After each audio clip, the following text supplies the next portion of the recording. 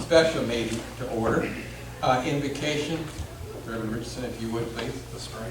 Father, we thank you for the day. We thank you that we have the opportunity to gather together, and we just pray that as we sit and listen to these candidates, and Father, just a passion for education of children, and Father, that you will guide and direct us to make decisions based for the district on what's best for children, what's best for our staff. And Father, we just ask that you continue to guide us and direct us. In Jesus' name, amen. Amen. Pledge of Allegiance. Mr. Udy, would you lead us in the Pledge of Allegiance? I pledge allegiance to the flag of the United States of America and to the republic for which it stands, one nation, under God, indivisible, with liberty and justice for all. Thank you. Okay. What I would like to do is to get into something before we do this, and that is to review the questions that we got, just to make sure that we're all on the same page, and to decide who will ask each question. Get that out of the way, and then we can go from there. Let me throw out some information or ideas and see what you think. Question number one. Do we need to redo that? Well, as you're doing the questions, Where, you already done that? where do the questions come from? Hold on just a minute. So you giving us new questions? Oh, we've edited. So, and those would be under this material, is that correct? Yes. All right. Well, thank you. All right, hold on just a minute. I want to make sure we're all together. Okay. All right, so if you would turn to the candidate, just pick one of those who is being interviewed. We'll have the candidate. Glad we did this. Yes. The interview questions are at the back of the packet for the interviews. I just edited. I didn't change the essence of anything. I just edited them. Okay. Mr. Mims? Where do these questions come from? I appointed Mr. Richardson and Mr. Peace to work on questions and come back for the board to review. Is there a problem with that? Are we not able to ask our own questions? Well, no. I'm a board member. The answer is we have to. I think it's really appropriate that we ask the same questions of every candidate, just like we did when we interviewed for superintendent. Well, I'm prepared to ask each candidate my question, but I haven't had a chance to look over these questions yet, so I need to look over them to see if they represent my thinking. That'd be fine. That's exactly what we're trying to do. That's exactly why we came in early. Okay. There's no intent to cut off anybody in terms of asking questions. No intent whatsoever, as long as we ask within reason a question for each of them, because that may give somebody an advantage or may not. So anyway, let's go through the questions, okay? The first one, we see that. Why you would like to serve on the board. The second question you see is really related to a board member, a person coming on this board, understanding what they're getting into in terms of meetings and that kind of thing. Third question, they're pretty self-explanatory.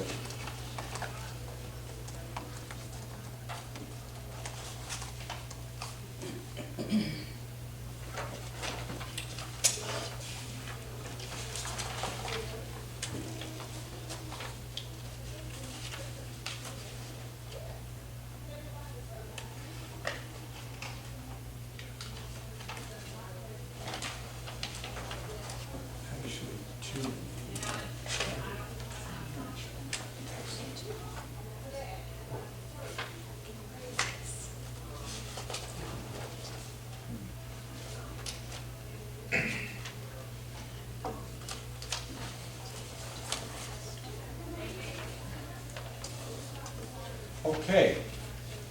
Okay. Are there questions or suggestions? Yes, Mr. Judy? I would like to ask Mr. Rivers and Mr. Mims, because I know both of them have questions. Okay. And we'll start with one. If they would tell us what their question is, and then we can either add it, or if there's something that we don't think is a good question, we can replace it. Well, I guess my feeling is I've done a number of interviews over the years in the federal service and the military, and the answer to say question 7 may prompt another question. So I can't tell you exactly what I may want to ask right now. So you don't have a particular. Well, yeah, I did have some questions I planned to ask, some of which are encompassed in here, but for instance, if in response to number 2, if one of the candidates says, well, I work full-time and I can't get off until 5 o'clock and this, that, and the other, then I think a follow-up question would be, well, then how do you plan to meet the commitments of being a board member?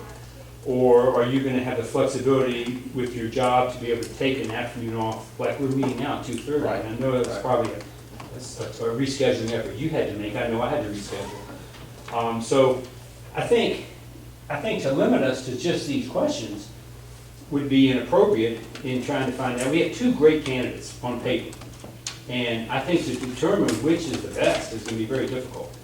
Do you feel comfortable with dealing with these questions as kind of our framework? No, I think these are a good baseline. I just would not want to be limited if we didn't want to ask something Right. additional. Do you feel, how do you think we should go at this in terms of making sure that one person is not now asked 10 more questions than another? You follow me? Right, but see that, in the interviews I've done over the years, that's never an issue. If let's say one particular candidate is very strong in a certain area Okay. and very weak in another area, you may ask a number of questions in the area of weakness to understand better whether or not that weakness will be a detriment to their assignment. So it could be, I've been in interviews where, one candidate was interviewed for an hour and a half, and the other candidate for 40 minutes, and yet they both were very good interviews. It just depends on the circumstances. So I don't think we want to ask each candidate the same questions. I think this would be great to ask every candidate all of these questions. That gives every candidate a baseline to respond fairly. But I think depending on what we hear, it may be one candidate maybe receive a number of more questions than the other, just so we can understand better an answer. Okay. How long do you anticipate interviewing each candidate should take? It's hard to say. If I guess I've never been in a process where you had hard limits, because you have to, especially in a situation like this where we really have an opportunity to pick a great candidate, at least on paper. Both of them look superb.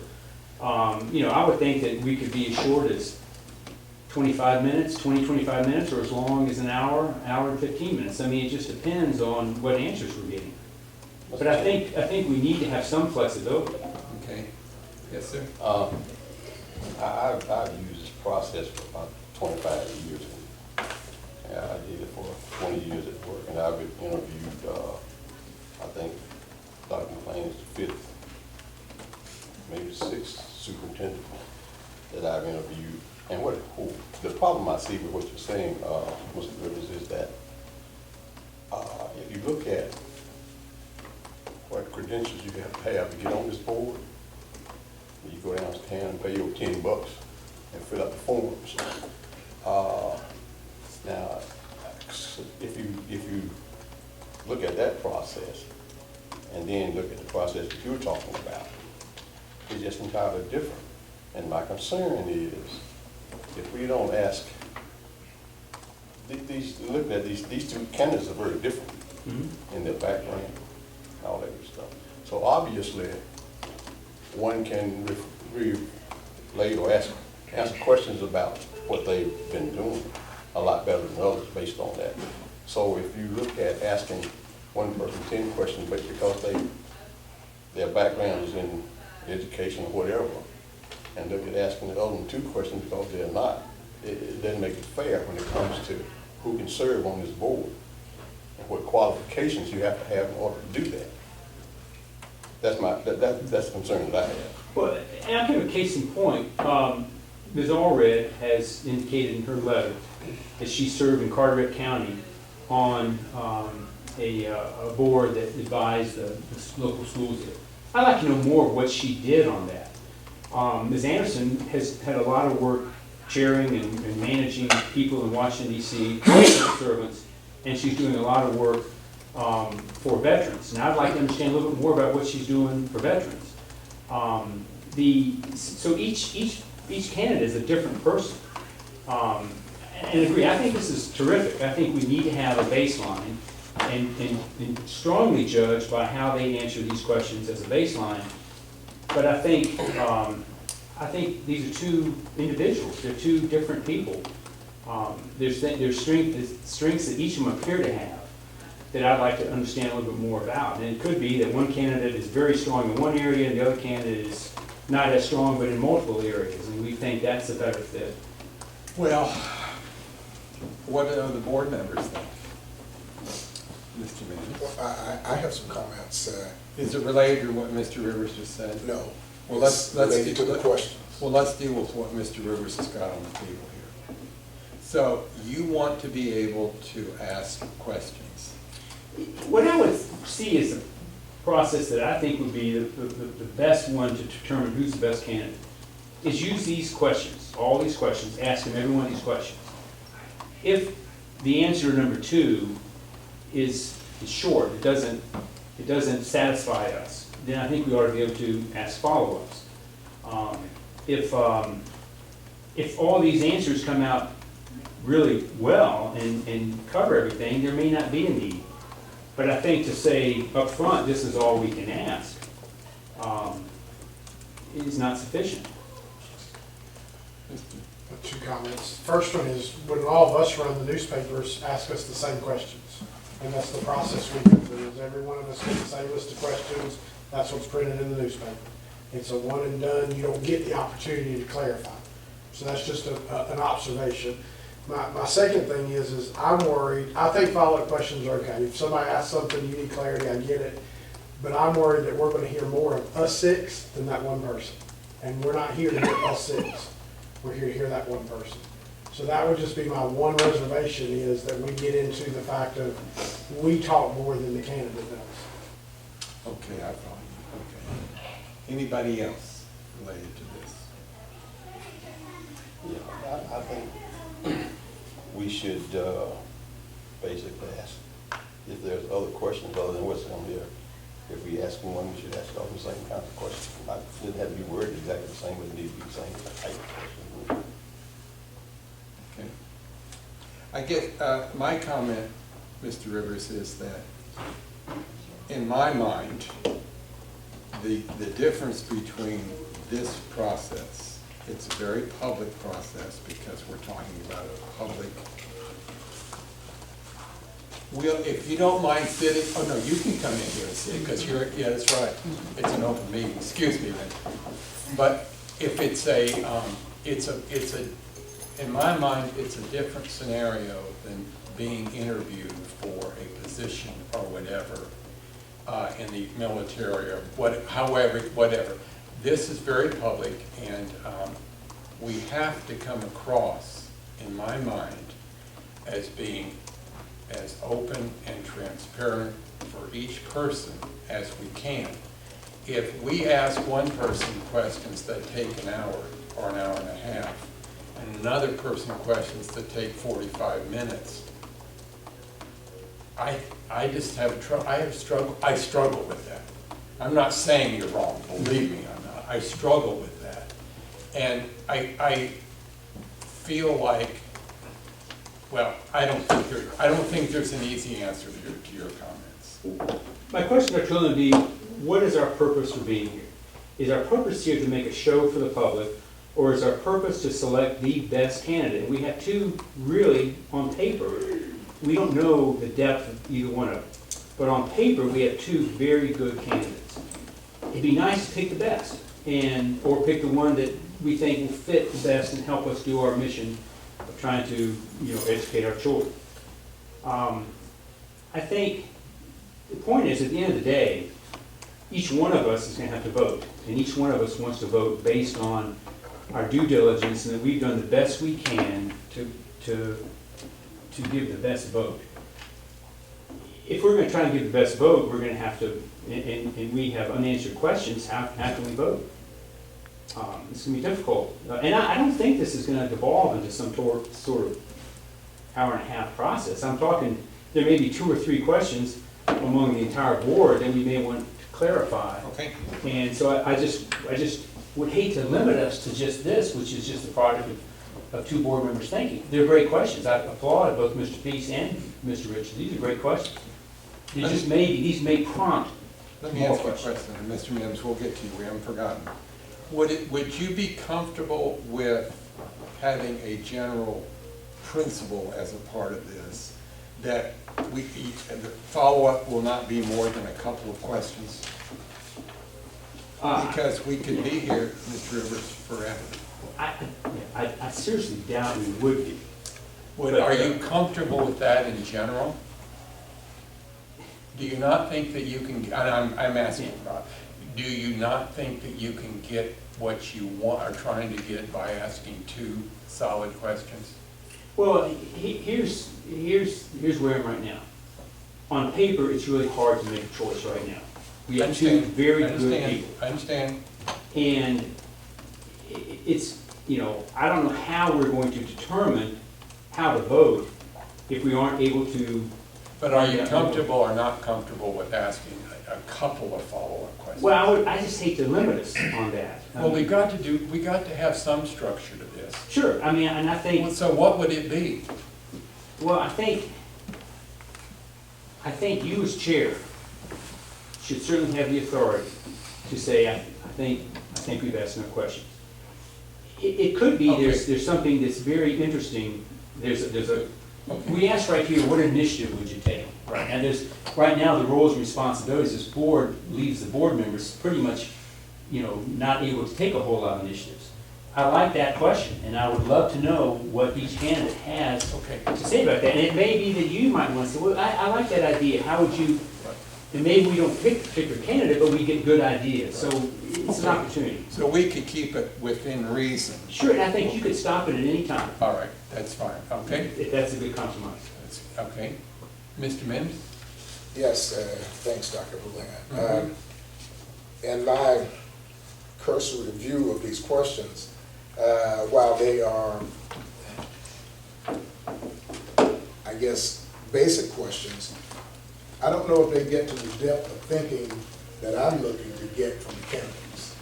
For instance, I don't see anything in here asking the candidates about their knowledge of the resources that the school board might use in trying to fulfill its obligations. And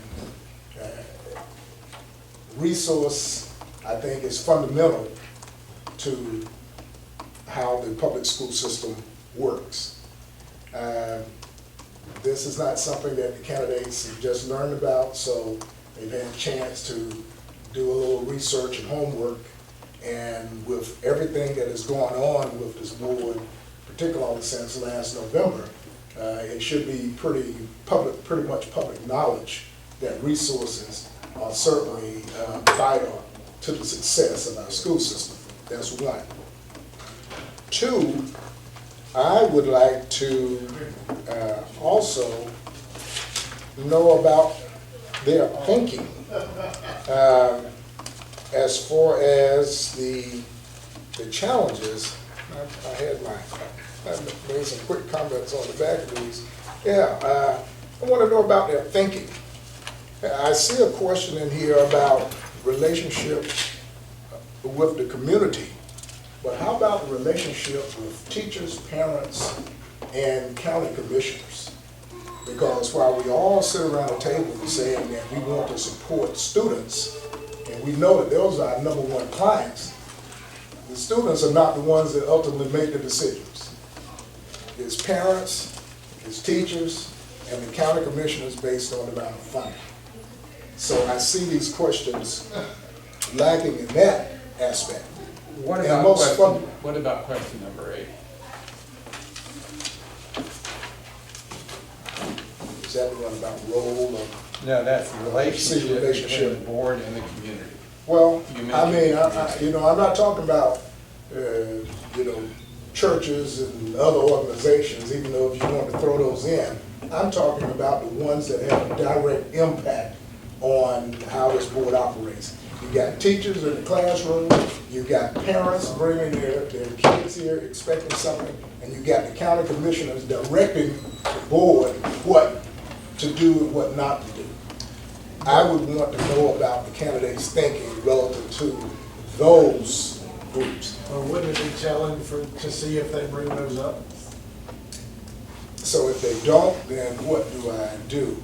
Just say Maybe that they that's a bring them follow-up. up? Maybe that's a follow-up question. Well, let's ask them, and then we don't have to follow up. Let's ask each one of them, and then we don't have to follow it up.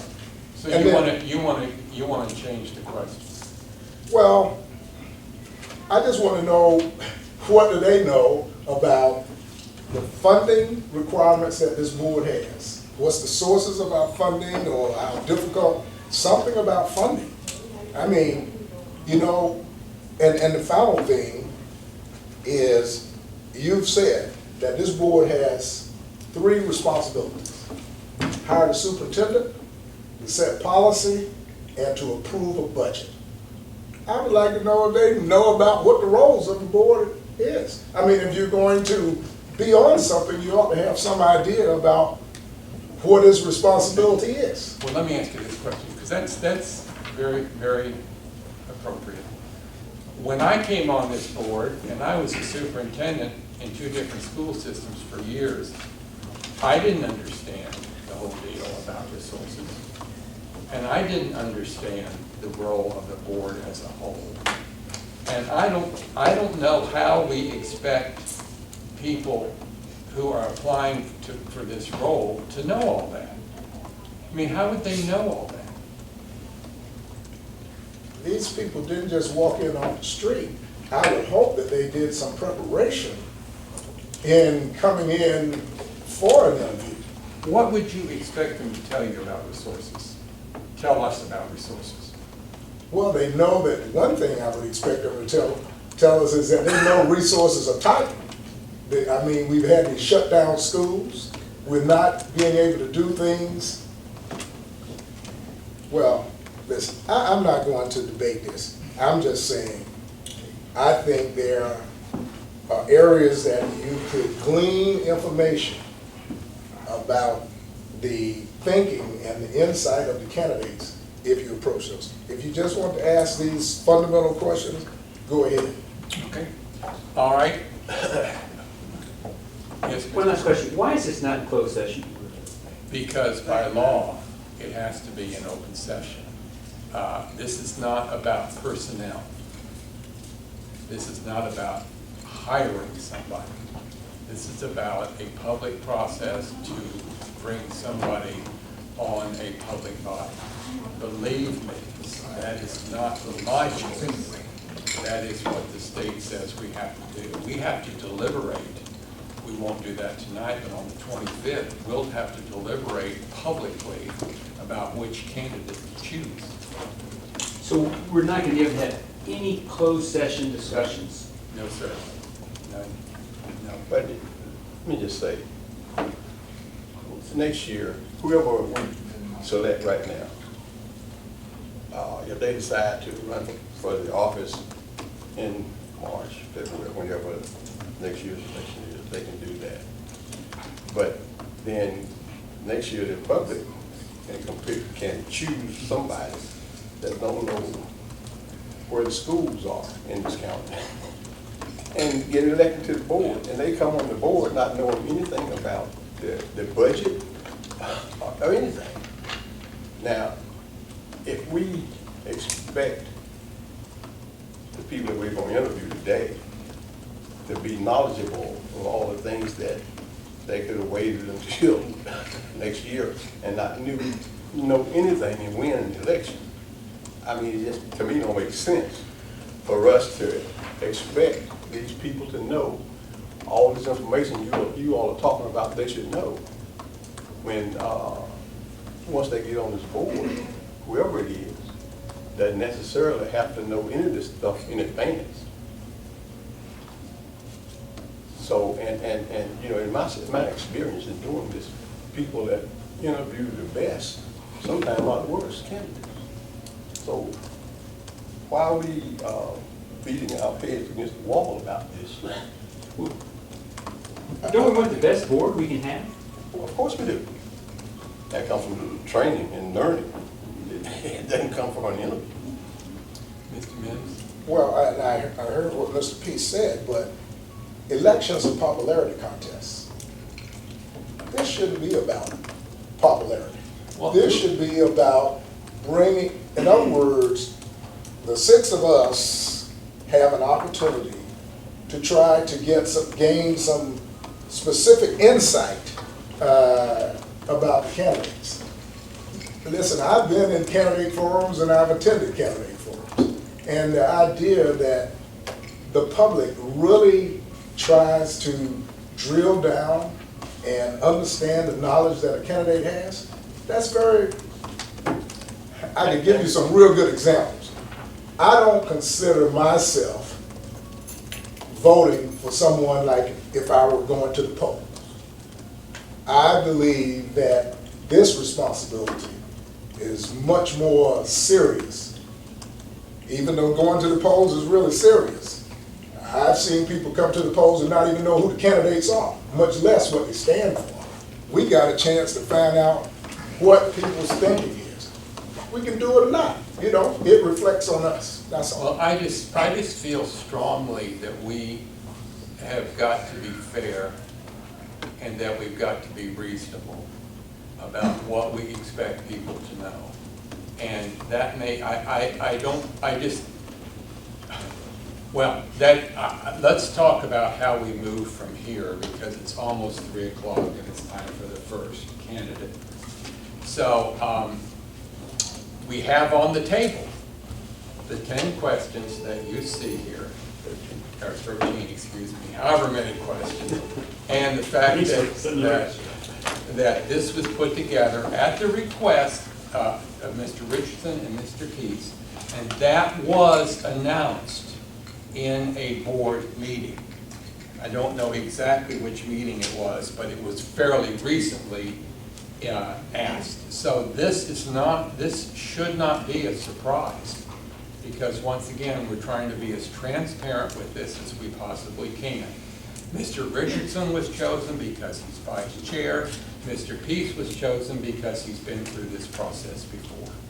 So the question would be, in my mind, that these are the questions. They can be changed if somebody wants to, and if there is a majority who want to change them. So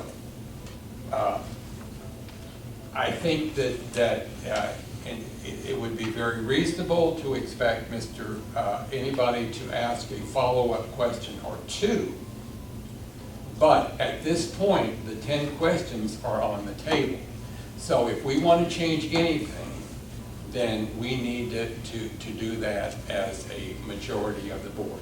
You keep saying 10, you want to revise these? Excuse me.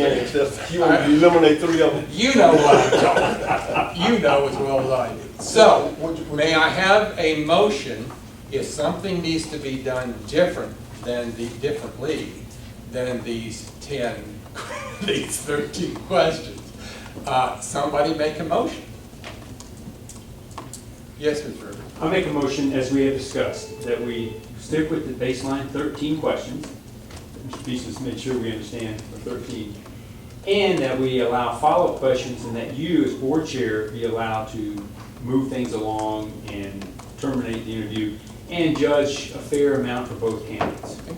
Is there a second? Second. We have a motion and a second. Any further discussion? Yes? I do have. We talked about the 13 questions, but we haven't talked about the process. Is one person going to ask all the questions? Well, how's that going to happen? If we can deal with that separate. Okay. The idea is that all of us will ask questions. When we went through the interview process for superintendent, if you remember, each board member took a question, or two, or three, and we asked those questions of of all our candidates. So that would be the process, and the thing we need to do is we need to, after we finalize this, go ahead and assign questions based on who wants to ask which question, okay? So we have a motion and a second on the floor. Would you repeat that motion? The motion was, as discussed, to stick with the 13 questions and allow for follow-up questions, and you be the person that judges when we should cut it off. Okay, that's the motion. All those in favor of the motion say aye. Aye. All those opposed? No. We have it 5-1, I believe. Okay? All right, now, what we would propose is that we as a board go through the questions and assign you, based on your interest, to that particular question. And we will ask that, those questions will be asked by you for both candidates. Okay? So question number 1. Tell us your name and why you would like to serve. Who would like to ask that question? I'll ask. All right.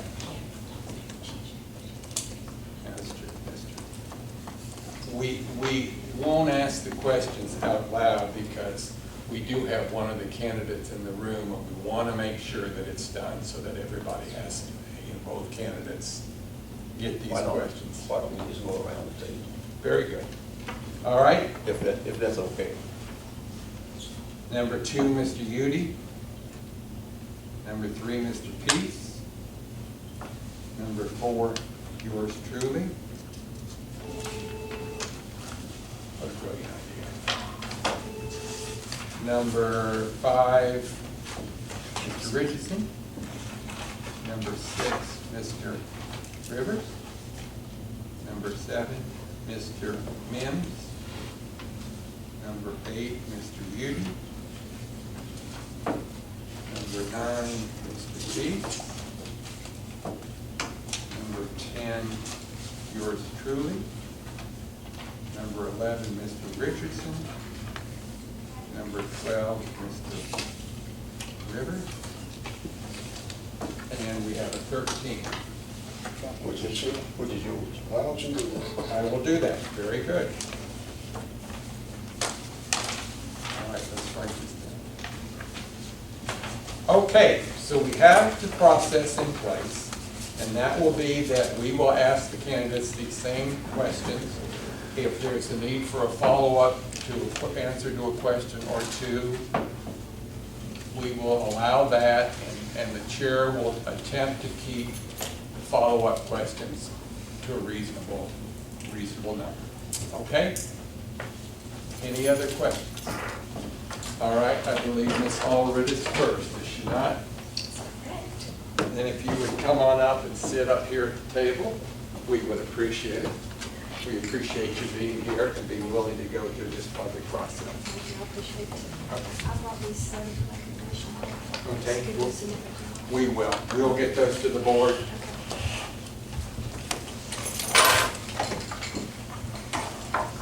Hi.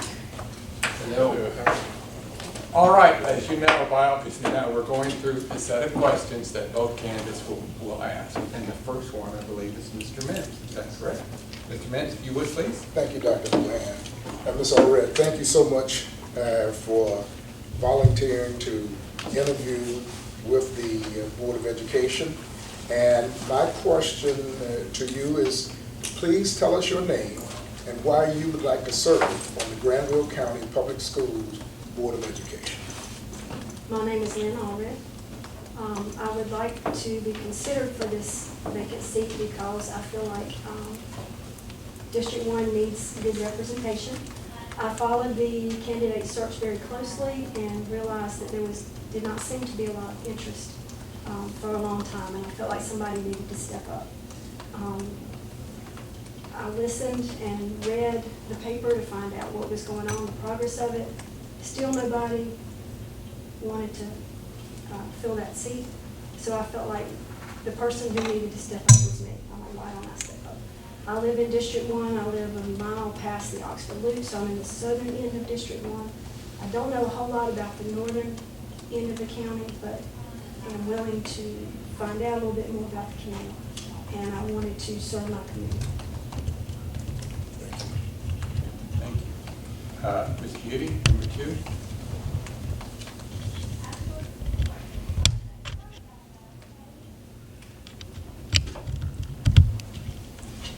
In the information that we forwarded to you, we shared some potential meeting types and dates. Will you be able to commit to the variety of meetings and activities of the board? The first Monday of the month is our regular scheduled board meeting. Please elaborate. Very much will be able to, and we'll be looking forward to attending those meetings. I work for Granville County government, so the meetings are at the same night of our commissioners' meetings, but I have been assured by the county manager and Chairman Jay that there will not be a problem, that I will be able to attend these meetings. Mr. Chair, follow. Sure. In addition to what we forwarded you, and especially now with all the challenges we're facing, there are a lot of additional meetings. Obviously, this meeting is an additional meeting. Yes. And there's a lot of homework, there's a lot of documents to read before each board meeting. There's a number of documents you have to read, it requires several hours to do that. So it's the commitment, could be on the order of 10 hours a week, some weeks more than that. So the question is, based on your full-time employment, do you feel confident that you'll be able to put in the time that's required to, especially as a new board member, there's a lot of learning curve, so you have a lot of work up front. Do you feel confident that with a full-time job you can do that? Yes, I do, very much so. Part of the county's strategic plan is to promote volunteerism, and they encourage that you get involved in your community. So that is something that I will have no problem doing. I'm also an empty nester, so my daughter does not live at home anymore, so I will have more than enough time to put into this. Thank you. And I also want to add that I feel like you need a female perspective. You don't have a female on your board, so that's another reason, getting back to the first question, why I would very much like to be considered. Thank you. All right, Mr. Beats? Yes. What do you hope to bring or add to this board by your appointment?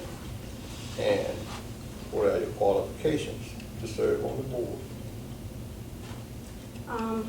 I just mentioned the female perspective that I think is needed on this board. That is one thing that I could bring. I also bring a lot of compassion for our children and our families. I feel like our children need to be put first. That is something that's very important to me. I think I bring an objective point of view because I have 25 years of newspaper experience. I feel like I should be sitting over there, actually. I have that objective and fair point of view that I think is needed, and I have the ability to review all the facts and make good decisions without being hasty. I like to look at everything from beginning to end before I make a decision, and I think that is also something that is needed. What do you see as the current challenges faced by our school system? If you had asked me that a couple of years ago, I think I would have said my main concern would have been student proficiency, and it might have been retention of our teachers. I've been trying to follow what's been going on with our schools, and I think one of the main challenges is trying to keep the population of our schools and keep our kids in our public schools. Unfortunately, charter schools are a fact of life, and that's something that we have to deal with, and I understand that. But I think if we make our schools appealing and try to make them a good option for our parents and our families to choose the public school route and to put our children first and not worry about the other things, I think that's something that would help everything to fall into place. Mr. Chairman, may I Yes, follow sir, up? you certainly may. You mentioned, Ms. Aubrey, to make our schools appealing. Would you explain your thinking when you say appealing? That's a good question. I think there's been so much emphasis, and this is not this board's fault, on grades and trying to get our children to a certain level, that we're not thinking about the individual child and the children's needs. And I think there needs to be a step back to look at our children and what our children need. And I think once that step is taken, then the parents will see that the public school route does care about my child. The charter schools have the small class sizes, which is wonderful. They can get special attention. But I think if the teachers are given the instruction to not teach to the test and to teach to the child, that will make a lot better sense. I've got a follow-up question. As we basically know in our county, that we are sending money to 21 different charters across Raleigh, Durham, and here. And what's happened here is that because schools are allowed to not provide lunch and not provide transportation, they basically, the charter schools are middle class and white schools. Yeah, I've noticed that. Yeah. How do we compete with that? Middle class providing their own transportation to those schools. How do we compete with that and the way that our school system, all school systems are set up to operate? I think perception is pretty much everything. The charter schools, as you say, do not have a lot of diversity, which our public schools do. The middle-class white kids are flocking to the charter schools. But I think by celebrating diversity in the kids that we have and making sure that everybody knows that these children are also valuable and these children also need an education, and to celebrate the diversity part of that piece, I think it might be a good route, because children from different cultures can learn a lot from each other. And I think that's something that could be done, is just pass that message along that yes, we are losing some of those children, but we have the diverse children here that really want to learn. Okay, thank you. Mr. Richardson? Ms. Howard, can you explain your passion for children and their education? As it relates to being on the school board? Your service here. When I first went to college, I wanted to be a school teacher. I wanted to teach high school students. I was young, and I went and visited a school. I was in Granville, I was at East Carolina. I went and visited a school class, and I said, I cannot do this. These kids will run all over me. I didn't have a whole lot of confidence, so I changed my major. But I've always had a passion for teaching, a passion for students. I used to work with the North Carolina National Guard with family programs, where we worked with children whose family members might be deployed. We had a yellow ribbon campaign where the kids would, and the whole families would congregate and learn about deployments. We'd have activities for the children. That was my favorite part of the job, is working with these kids and finding out how their minds thought. I'm also, well, not now, but I'm going to be this coming year, a reading buddy at West Oxford Elementary School. My student, I adore her. She just graduated from 5th grade. I worked with her in 2nd and 3rd grade to improve her reading skills, and she graduated as an AB honor roll student, which I'm very proud of her. So teaching and students is something that I'm very passionate about. Thank you. Mr. Rivers? That's all. And What, if any, previous contacts have you had with the Board of Education or its members? oh, wow. Well, as you know, I used to work with the Oxford Public Ledger, and I reported on your meetings. So I feel like I really pretty much know all of you. So that professional aspect is what I have. I don't have much personal contact with you, and I don't know you on a personal level, but on a professional level, I sat in that chair and reported on your meetings every month, and felt like I got to know a little bit about how you think and what your role is and how it all fits together. So that kind of relationship is what I have. Okay. So, Red, what is one initiative you would like to see happen during your time on the board? An initiative?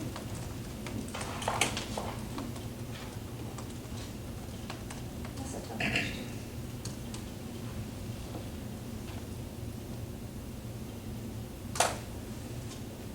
me an example of Well, an area?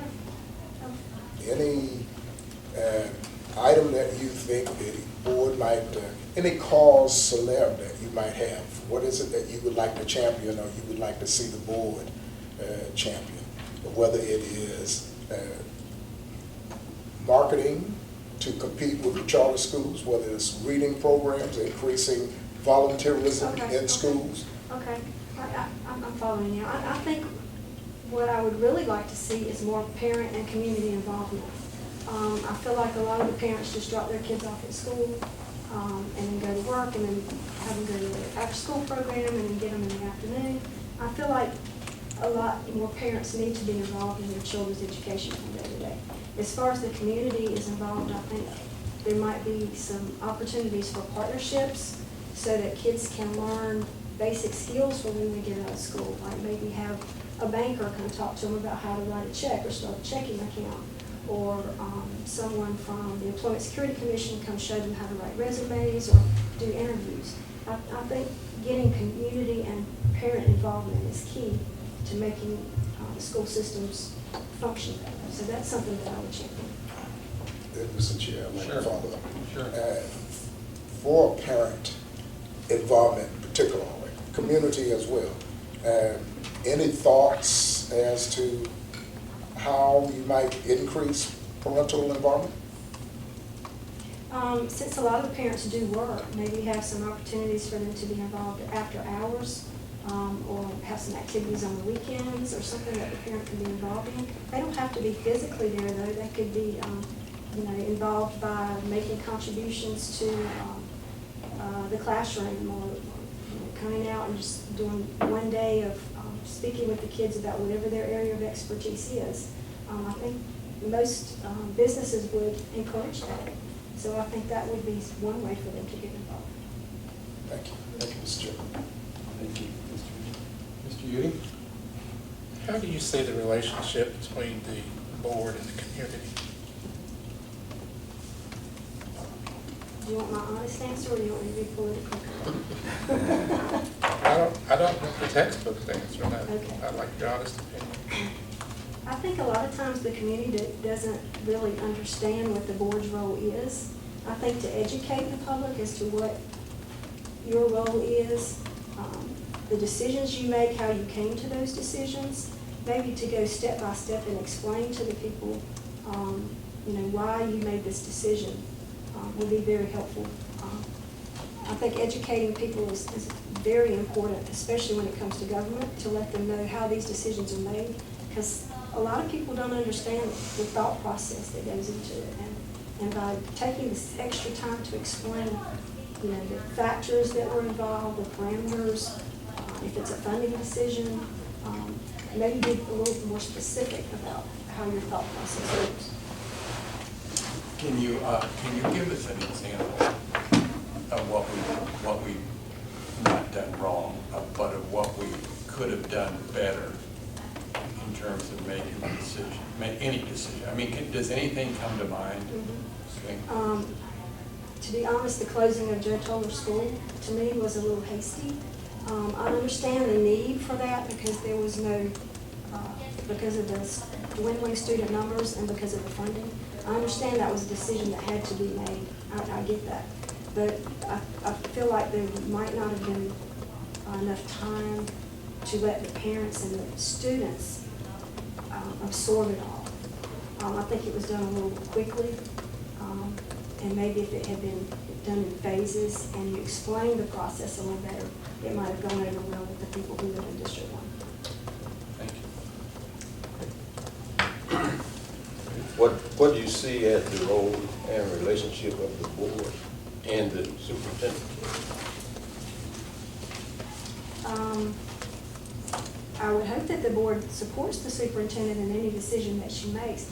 I see the board as being an advisory role and the superintendent carrying it out.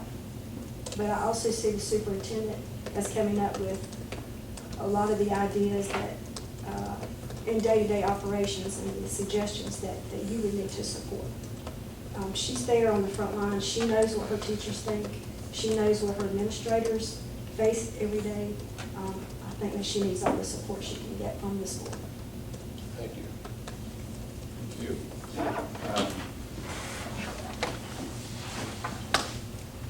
What is your vision for education now and in the future?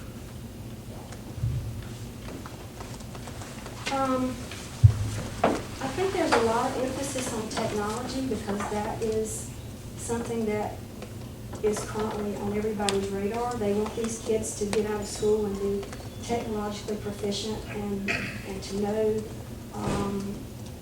all of these things in that realm.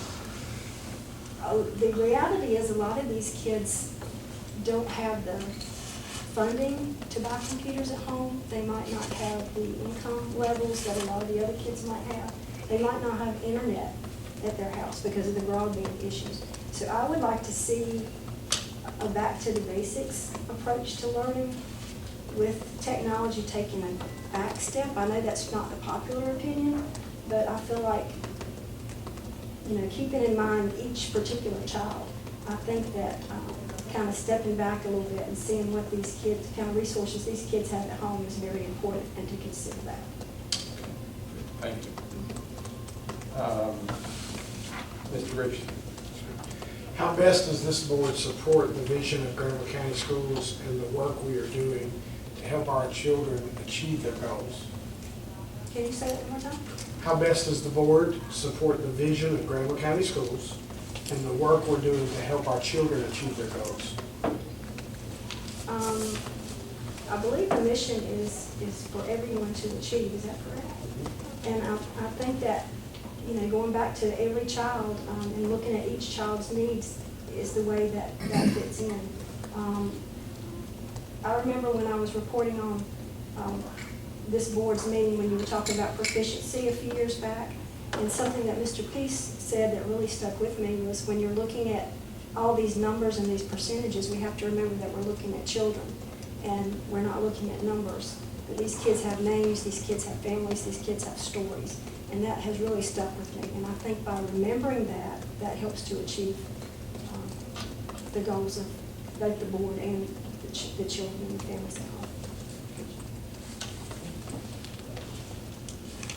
Mr. Rivers? Is there anything else you would like to add that we have not asked you?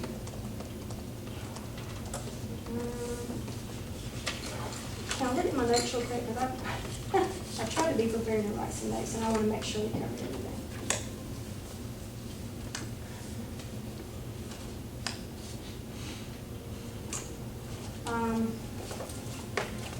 I can't think of anything that you have not asked, but I do want to make a comment.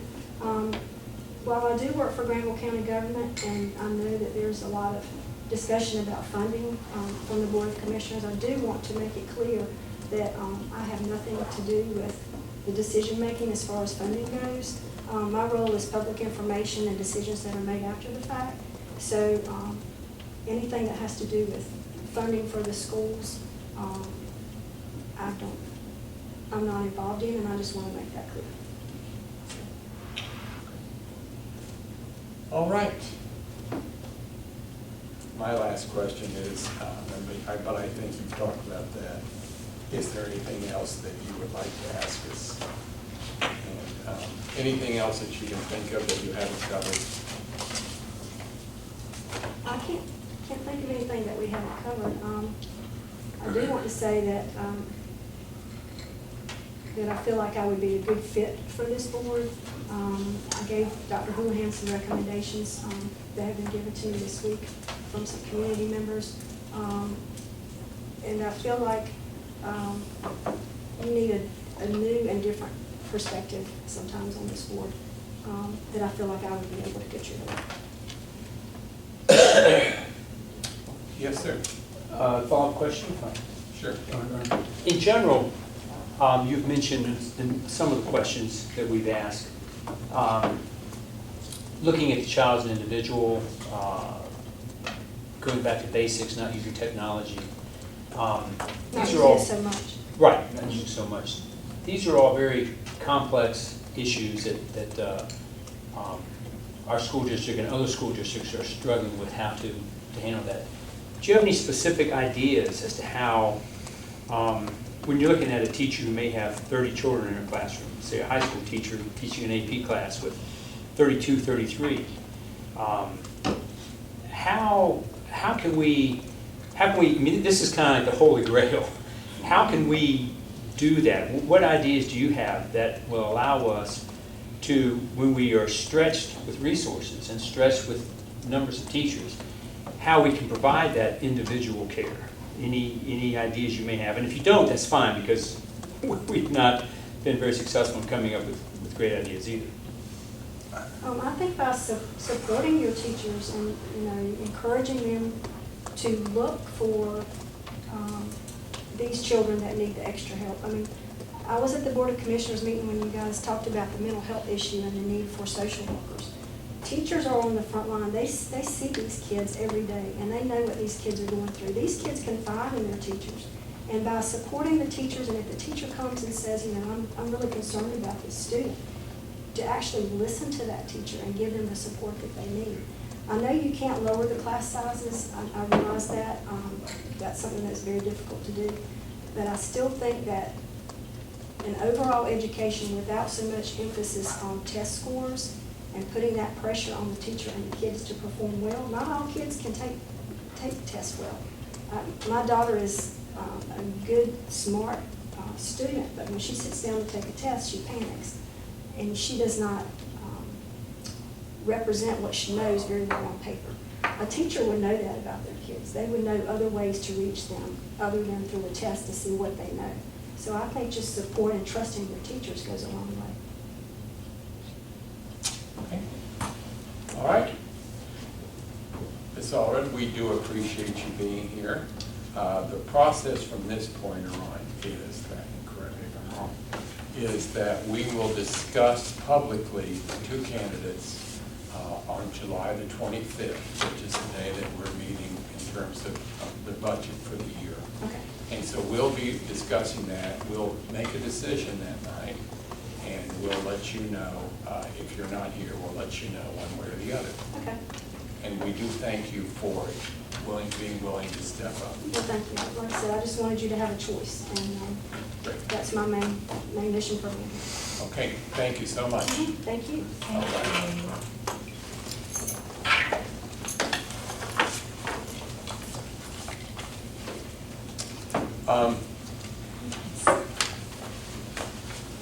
We've got 30 minutes before the next candidate.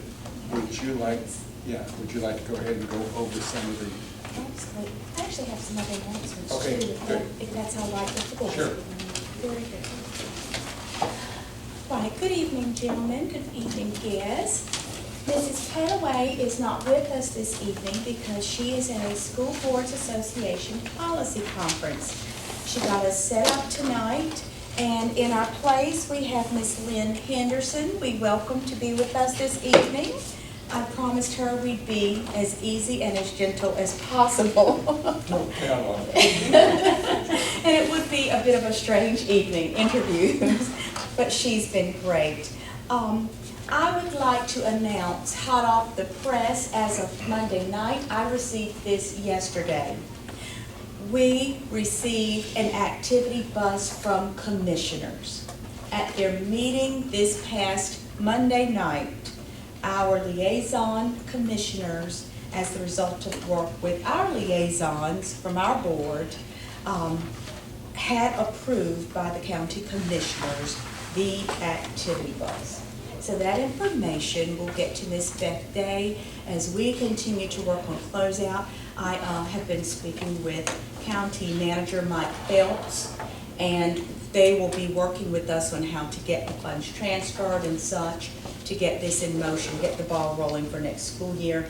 That has been a long time coming, so I understand, but we are extremely pleased, extremely proud, and extremely grateful for the work that was done with that. So if you get a moment to thank our commissioners, that is hot off the press, and we are certainly appreciative of that. Before you leave that, is that a part of, how does that relate to their funding of our total budget? I mean, did they pull this out separate? They are using their funds from this year to take Oh, okay, care of okay. that. So Is this there is, leftover funds? well, I don't know if it's there left over, and Who that's. cares? I- We got it. Well, that's right, we got it, and I'm not certain. I'm knowledgeable enough to speak on how or what pot. That's great, that's fine. But I know I was just happy in waving the flag that we were able to get that. That's fine. I do know their budget was acted upon at their meeting before last, so I don't think this was a part of that. Okay, great. Can I answer that question? It came out of the contingency budget. Contingency, thank you for that, contingency budget, Okay. contingency. Would it be appropriate for you to send a letter on our behalf thanking them for that? I would like to do that. I would like to do that, a letter of thanks on our behalf. Very good. Wonderful. Can you Thank put you. that in the minutes? That would be awesome. You can maybe write that letter as a contingency. I'm sorry. I'm sorry. The letter will go forward. I'm being really bad. Okay, go ahead, All Ms. right. Superintendent.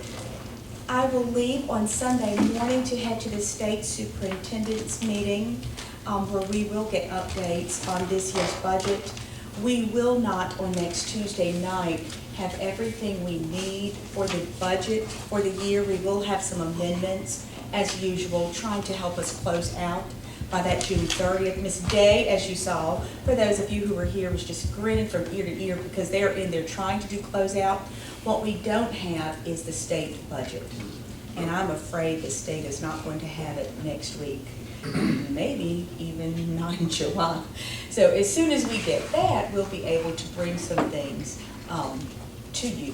What we know, though, is that our commissioners were able to give us the funds to take care of all of the retirement, the benefit, the salary increases. And so if it's all right with you all, I will add that to this thank you letter as well, for them taking care of those pieces for us, because those are, you know, those are pieces we just needed, and we made that very clear. We had to have that money. And so now that the bus pieces come, I'll add those two Well, pieces. and I want to compliment you all, because for years, the budget did not include any money to pay for existing funds, things that had to be funded. Personnel, nobody. They paid for all of the all of the requirements for their employees, but not for us. To be able to get that in there, and this, I think, is the third year in a row that they have actually picked up and funded that, is huge. That was a huge deal. That was, how much money was that? Was it $1 million? It was very, very close. Close to $1 million of new money simply to pay our ongoing expenses. Okay. Yes, sir. It was a big deal. Yet that just made my heart happy yesterday. That's good. Big deal. So I'm really excited to share this tonight. I really am. Again, Dr. Houlihan has mentioned our meeting is Tuesday. We are going to leave this state superintendent's conference early. That is Dr. Winborn and Dr. Myrick and myself. Dr. Winborn and Dr. Myrick are presenting on Monday afternoon. And I will be attending the state superintendent's meeting on Sunday and a portion of Monday. And then we will all head back. So Ms. Day will be here in the district on Monday. We will meet on Tuesday at 3:30. So that meeting is 3:30 on Tuesday. I thought I would just give that reminder, if that's okay. We began strategic plan work on last, I want to say Thursday. Mr. Richardson was able to join us from the board. I know for several of you were. It was so neat to see and hear. Remember, we began the strategic plan last year with the kitchen table conversations, and we were going to put metrics to it this past year. The community gave us a lot of input, but we were not able to put metrics to it. So we are considering this current year's baseline year, but we need to really get metrics to it. We began that work on Thursday, but I still would love to have input from you, our board. So here is what we're doing tomorrow with principals. Tomorrow is their last leadership meeting with me. We began with refreshments at 8, and then I will begin at 8:15, about 8:20. They will go all over the building with the same team. We will take the cabinet information of metrics all over the building with principals, and they will go around and basically do the same activity. You're welcome to join us then.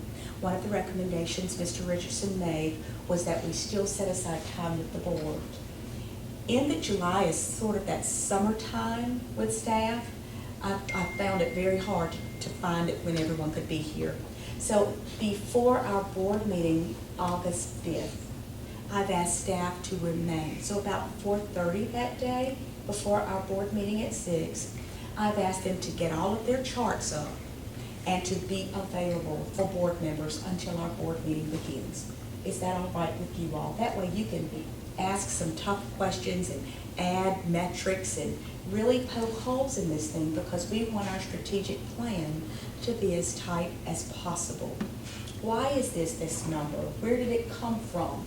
What is the thinking behind this? That is the only way a good 5-year strategic plan is a quality. You're welcome to come by any time, but it's time to get metrics to it so that it's a document we can live by. But finding a good time for everyone to just be here was a little tough. So I will be sure to get that out to you all if that's okay. Sure. Also, this Friday, our students, we have about 25 to 28 of them, and that is because, you know, they have a lot of calisthenics going on. This week is that Teen Law Academy sponsored by the Sheriff's Department. And it's at Granville Central, and they stay overnight, and they're showering out there. Tomorrow they're taking a field trip, and they're going to go with helicopters, and they're doing all kinds of things and getting a really neat experience across the state. I'm so proud of those students. I had Jackie Harris's end of the year summative evaluation, and she had on her military attire, and just, I mean, they're doing it, and every night they send me pictures. So we will graduate them this Friday at 1:30. You're welcome, all of you, everyone. Come to Granville Central. You're welcome to see these young people. They've learned so much, not just about law, but about discipline, about structure to your life, about order to your life. It's been amazing to see law enforcement and all the partners just working with these young people. And they show up every morning, rise and shine, and they're ready to go. It's been so wonderful.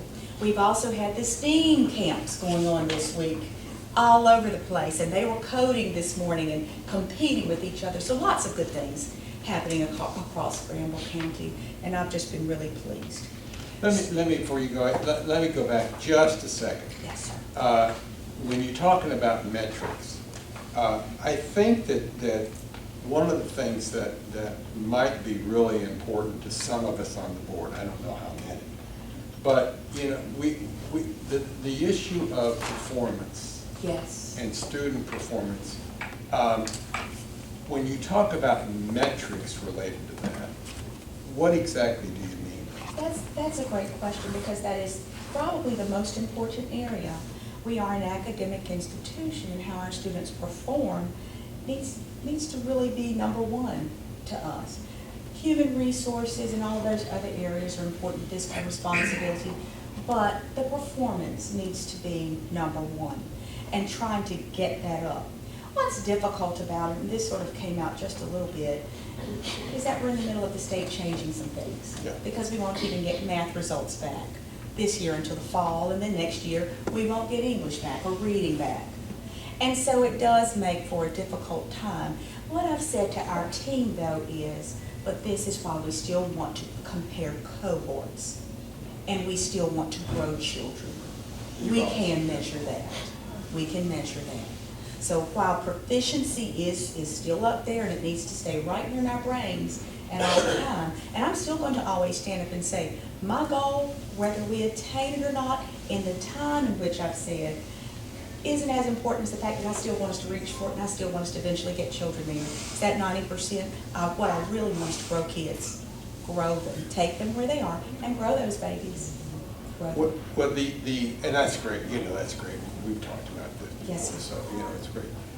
The thing that I feel we need to try to work through in terms of your timeline, which is understanding and that kind of thing, is to somehow have those board members who are interested in diving deeper into what it is in terms of questions. I don't see how we can do that effectively by a certain deadline when we haven't talked about it as a full board. I'm just saying that, and I don't know really what I mean by what I'm saying, so what? What else is new? But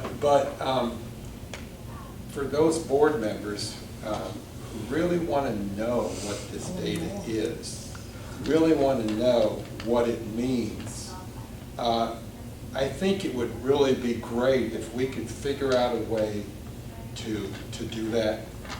Have an academic conversation. Yeah. That would be yeah. great. We had an academic committee, we dismantled, why don't we pull that team together and anyone else? And have an And academic meet with the performance board? conversation. Absolutely. That's a Absolutely. great idea. That would be great. But we need to be able to do it before you, and it's really, to me, I'd like to hear what other board members, questions they ask about all this. And it's not meant to get anybody in trouble or anything. It is purely to help us as a board, in terms of policy and so forth, give us a chance to really understand it. And I'll tell you what's really powerful. One of the reasons I wanted to have the combined conversation is because then you not only hear it from your perspective as a principal over here running a school, or as a cabinet member who gets to work with principals, or as a board member who's a board member, everyone gets to hear everybody's conversation. Right. Yeah. So a really good time, and I don't know if we can do it or not, but it's not a board meeting in the morning. It really is a bunch of folk talking about the same thing, getting to hear everyone's conversation. So that would be a nice start if we could do it tomorrow morning, and then I still hold a performance academic meeting where we get to all talk about it, because all those perspectives sort of go in. When would you think about having that second thing you talked about, having that Mid-July. mid-July? Like a mid-July would be good, Okay. because we're nowhere near, Oh, finishing no, point great. in. But that's good. That would be great. For board members, is that of interest to any of you? I've met with Cook about, because she did all the testing. And there's a lot of information. But the system does a wonderful job of knowing where every child is and how they are moving along to get to their goal. And there's a goal set that they should be able to reach, and they're not all the same. But that's a lot of information. It's a lot. Because I can remember spending about 2 hours with her, and I have to take stuff with me and to make sure that you understand all of it, because it's just a lot. And I think it's a good idea. Board members should be exposed to all of the intimate details about where kids are and how we get them from where we find them until where we want them to be, or where they want to be, really. I think what would be interesting is remember the real big thick binder, we got all the big thick binders we get. Well, it wasn't like this, though. There was a booklet or a thick Yeah. binder or something we got back in the spring of the test results. And this year's the year that we started doing benchmarking. So maybe not quite like that every benchmark, but it would be good to see those benchmarks throughout the year. Because I think, at least what I see from a board perspective, is we get tunnel vision. We've come out of the budget tunnel, that's all we talked about for months. Right. Now we want to dive into academics, and that's great, but I don't know if anybody's looked around, we don't have students in classes right now. So we've got to start focusing on what we're doing for the next year to get those academics right. But it would be interesting to see that benchmarking, because that's something we put into place this year. Mhm. And one of the things I think we'll find interesting, I shared, I think it was on Thursday when we met, when we're talking about strategy, which is what that strategic plan is, and academics, what we then have to grapple with is where we put our money. Right. And we Right. talk about moving Right. academics, and we don't offer anything to the children for summer. Right. We let them go right on home all summer, and academically, we know the ones that need to be caught up or do something during the summer. And we don't offer, the summer school, or the summer, where we get them in to make sure they don't even lose a little bit of what they got, much less just stay on track. And so you spend the first couple of months. And we sort of had those hard conversations the other day because the budget does come into play with strategy. It's more than just the numbers because it's those same babies that end up losing every year. And so, One of the things that came out of that conversation was summer school that you're talking about. And I guess I wasn't here when we did this, because what was it, 10 or 11 years ago, most of us were here, that summer school kind of took the back seat. We were looking at different things to do. Well, one of the drivers that we were told was money. So not just throw the money at a problem, but let's look strategically what's going to move that needle, put the dollars there, but then come back and reevaluate to make sure that the money we put there was worthwhile. One of the problems that we had with summer school was the kids that needed to be there a lot of times weren't there. Yeah. I mean, just volunteer, and, Well, it's interesting, like we have this book bus deal that Yes. is coming in the second year, is if we can find a creative way that they're coming back to learn, but they don't really know they're learning. That it's a bait and switch. They're coming for something fun, but they're gonna learn during the summer.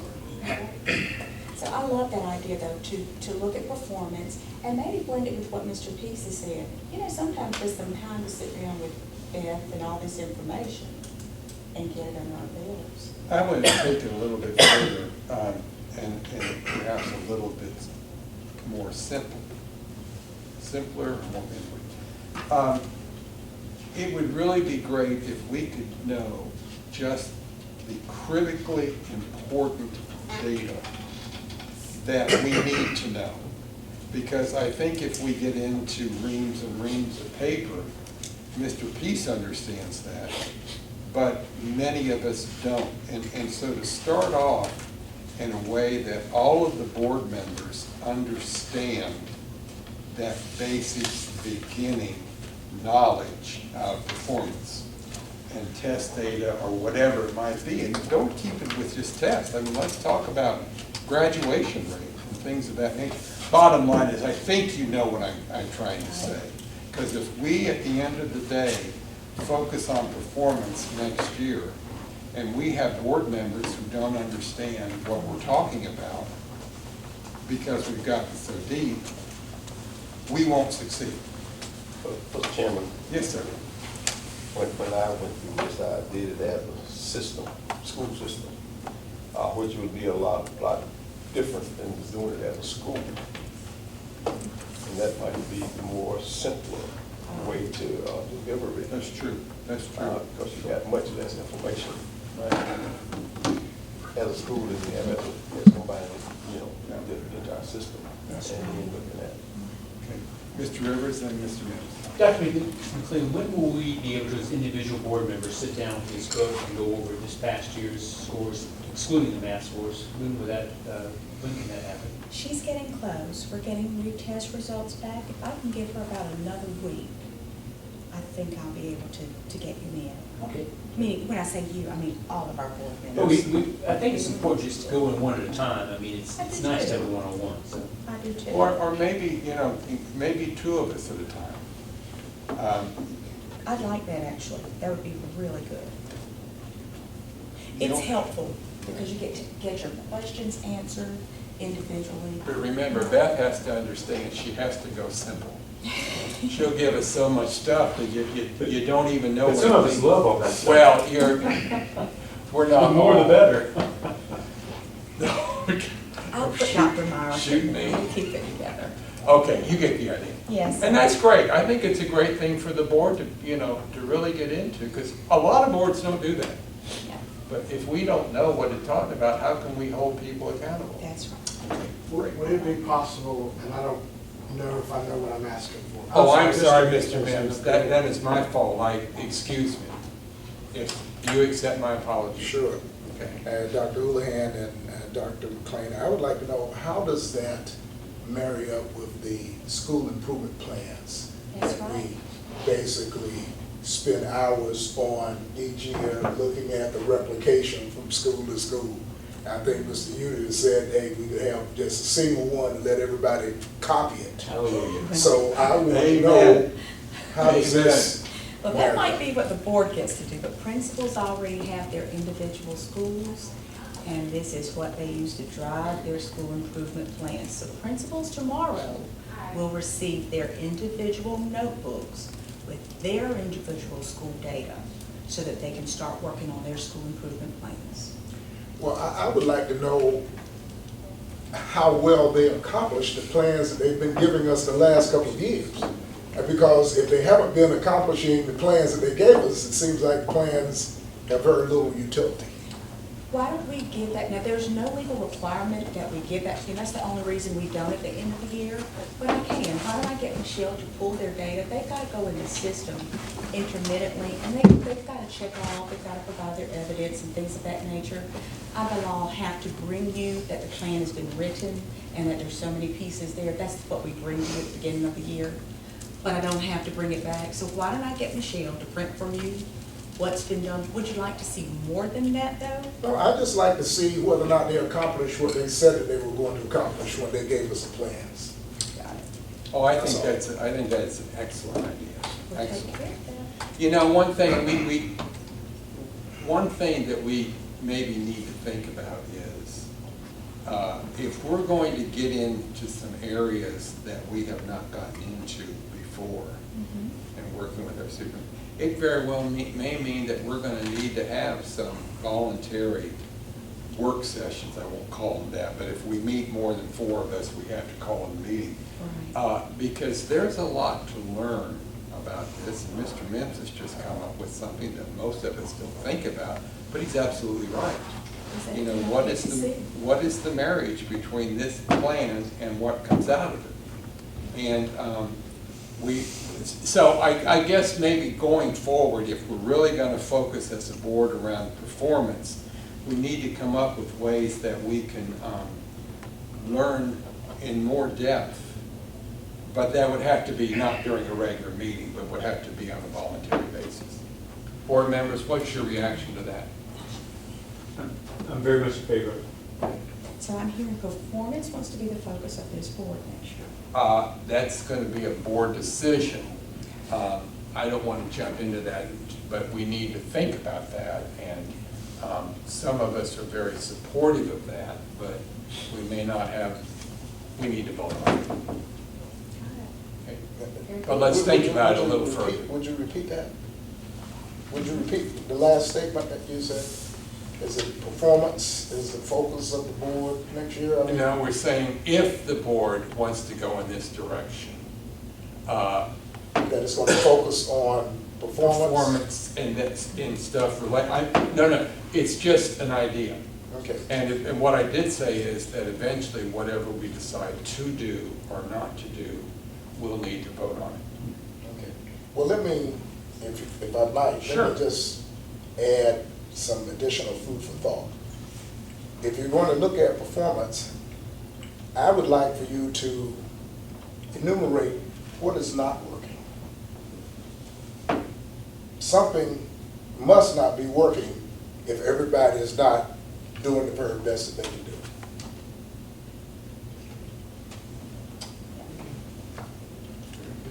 I think, Very good question. all right. Do we know if Ms. Anderson, is she here? She's here. Are you ready to meet with her?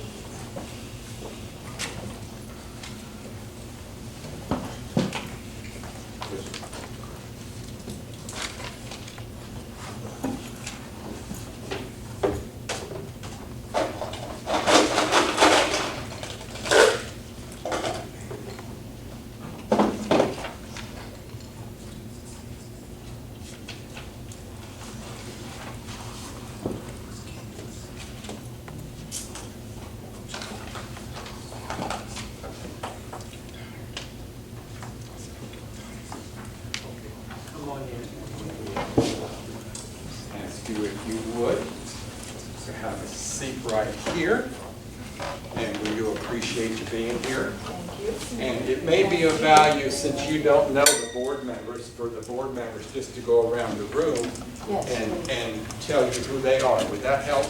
That would be great, thank you. Okay.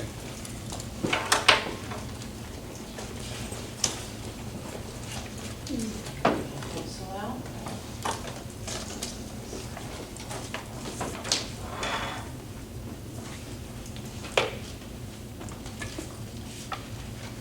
Okay.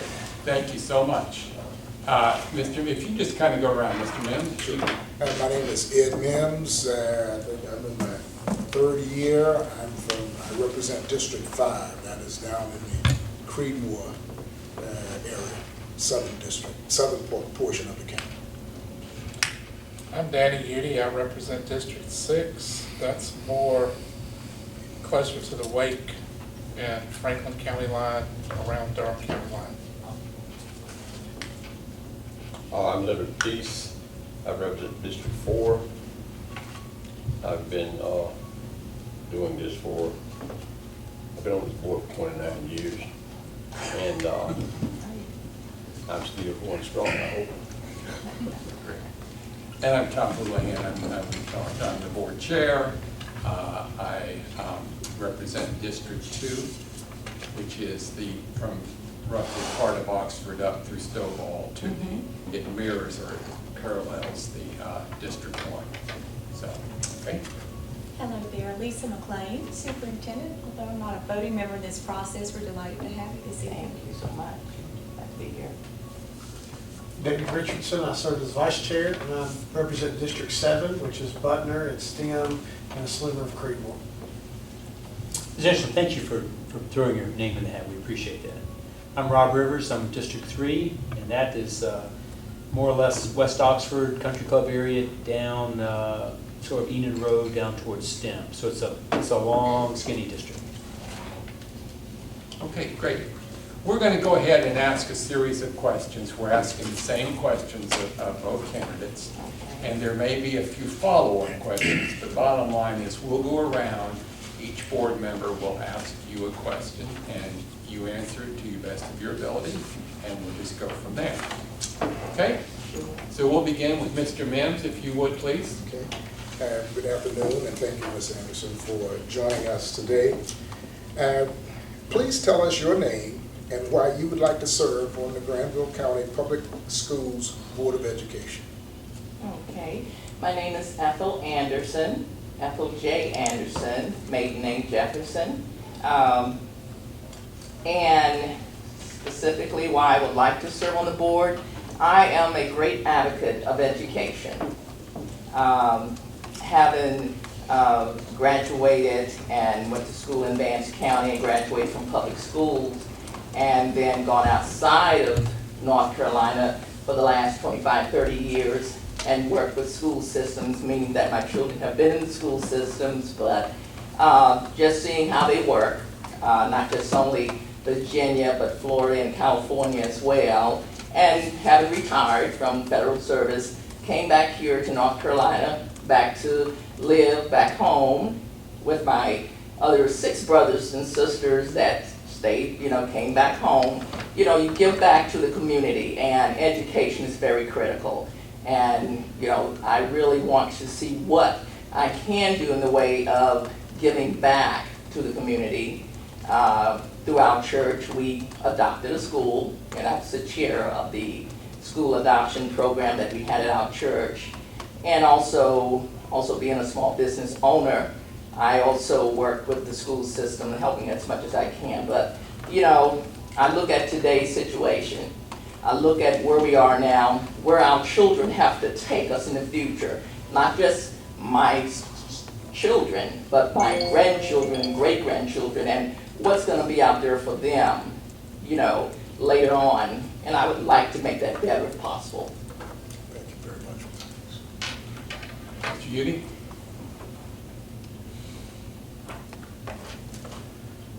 In the information we forwarded you, we shared some potential meeting types and dates. Will you be able to commit to the various meetings and activities of the board? Example, first Monday of the month is our regular scheduled board meeting. And of course, we have several others. So could you please elaborate on this?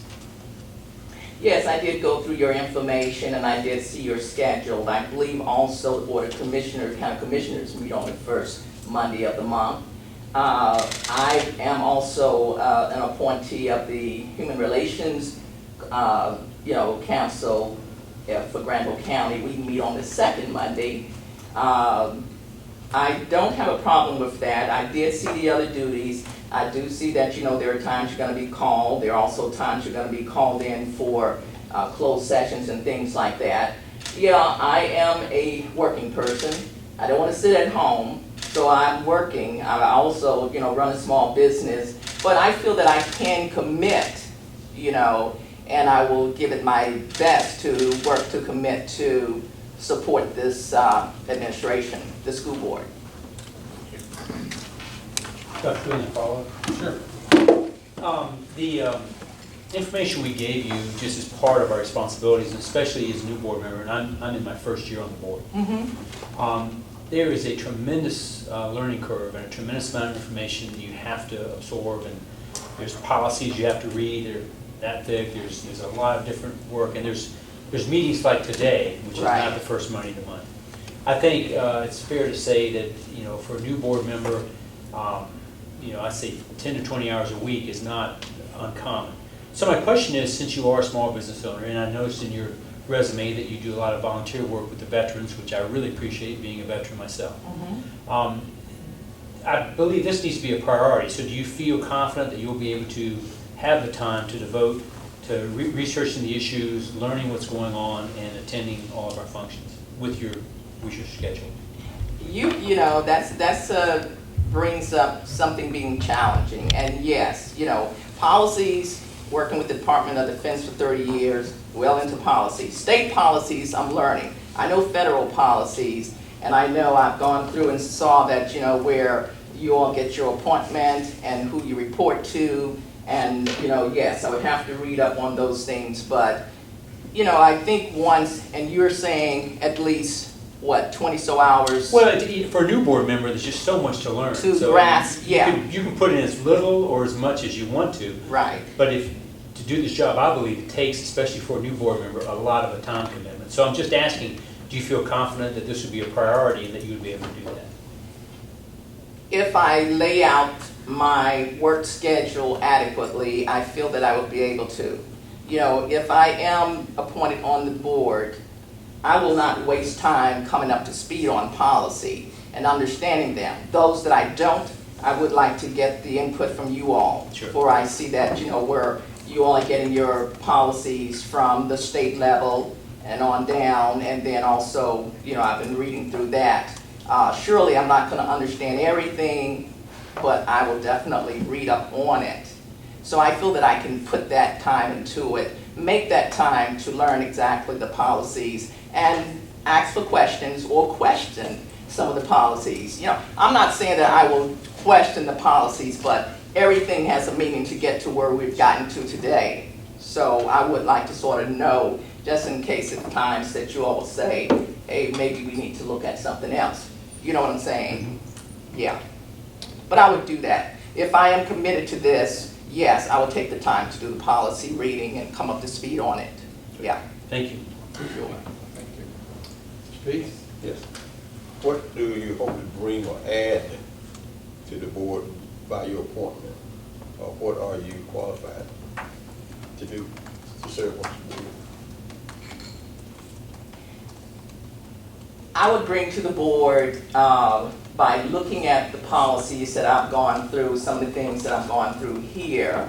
And, I'm a person that will not say question, but need to understand. And understanding, helping to make things better. Now, you haven't been on the board for 29 years. I know you can tell me what you've seen that has come about since you've been on the board that's really has helped, the population, the students, and the education system. And, if there are some things that everything can be improved upon, for sure. And, I would like to see what could be, whether it's coming from the county commissioners or on up the line. What can we do for our youth that's going to be running this country 20 years from now?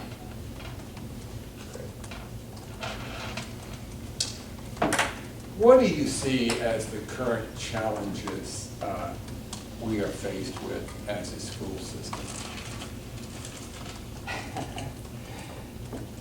I think everything sort of get down to funding and budgets, really. It all comes down to that. Who's getting what? And I have asked the question, and I think about going to my congressman and say, can you break out and show me what monies is going to the school system from the lottery. I would like to see that. I want to know, what are we getting? I know how many people that plays, I mean, it's in every state, and it's supposed to be helping the school system. Does someone have that information so we can break it down and say, yes, we're getting our allotted share?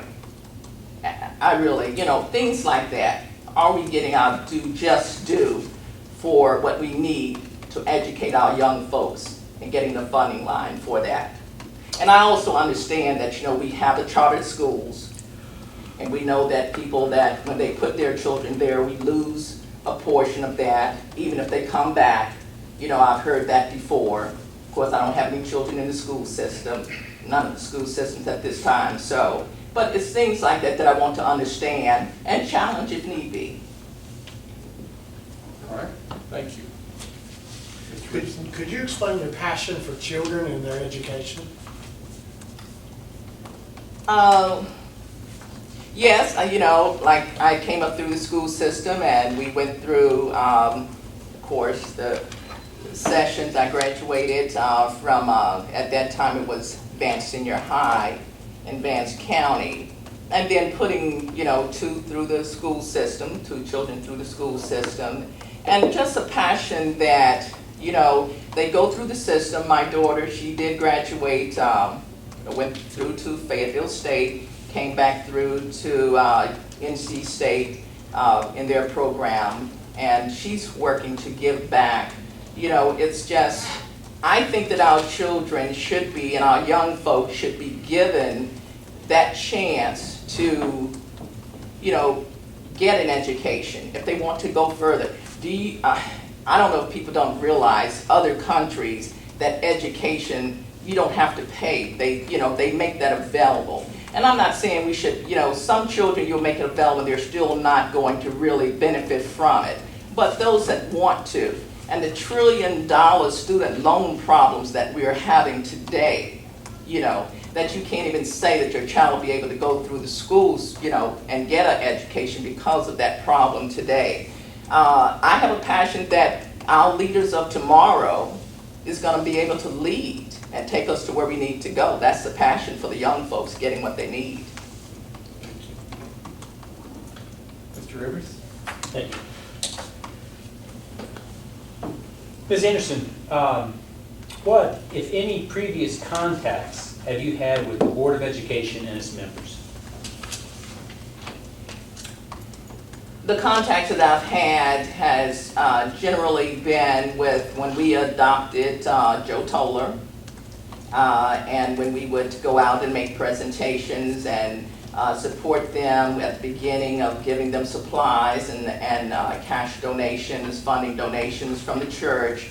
And if there was any way possible, the school board would send a representative, they would be there. I know when we did, my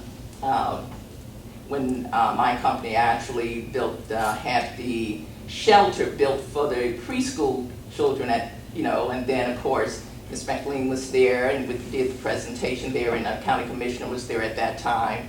So just knowing some of the board members from them coming out in their representation, that's pretty much, my knowledge of the school board and what's been going on with the board. I think I knew Mr. Howard, the previous, superintendent that retired. So from that perspective, that's where I know the school board members and what's, what is expected of the school board. And I was at the session when there was discussions with regards to closing Joe Toller, and I'm just there to help with what's necessary for our young folks. Okay, all of you all, we're going to help our young folks. That's what we need to do. Yeah, our future leaders. Thank you. Yeah. Yes, Ms. Anderson, what is one initiative you would like to see happen during your tenure on the board? Well, I would first, and I have been reading, through your policies and all of that, and I know that the county commissioners are the ones that approve what funding you get. And just to better understand how they come up with that decision, I'm sure you already have that, how it's broken down, what schools should have what. Just get a better understanding, and, I know they have their things they have to go through as well. Everybody have their policies, they have to look at it from all sides and all standing viewpoints. And just, seeing, where we can, meet some other things that is gonna help our young folks. So better understanding that process. And, don't be afraid to take it back up to the legislative level if we need to, because, I know Granville County is pretty large, compared to some of the other counties. So, with that, I think, and I always hear about Wake County fighting for this and that, and I say, wait a minute, Granville County can do the same thing. So I'm just saying that, I just think that, we just need to work to better whatever it takes to give our young folks what they need, to move on to the next generation of supporting and being on this board. Thank you very much. Okay. Mr. Yee?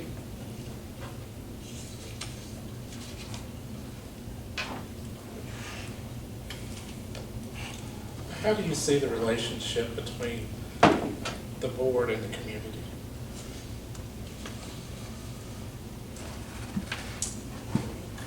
I don't have any children in the school system. And if I read something, it's gonna be in the paper, or some event like we're with Joe Toller, with the school system. I think it's okay, you would really end up having to speak with some of the parents and to see what their thoughts are. And I understand reading here it says, you don't have to worry about that, they're gonna speak to you. If there are some things that, they feel strong about.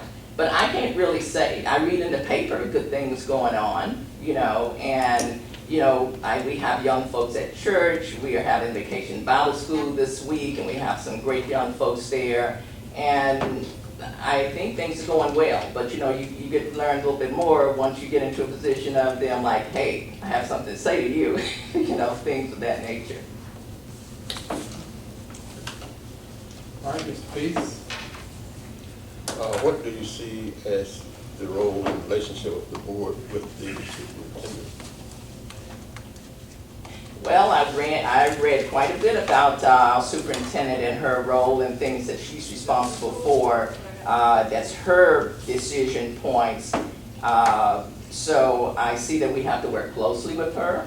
I see that she gives us a lot of things that we have to take a look-see at, that she's providing to us. And from what I have read, she is responsible for quite a few things that the board supports her on. So I consider us to be a support structure for her based on what she brings to us. And I see that we do have to, have meetings on it and have discussions on it and feel that it's a viable solution that she's bringing and that it's in the best interest of the children.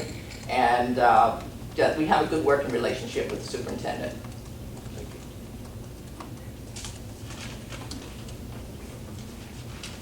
What is, and you kind of touched on this a little bit, what is your vision for the future of education?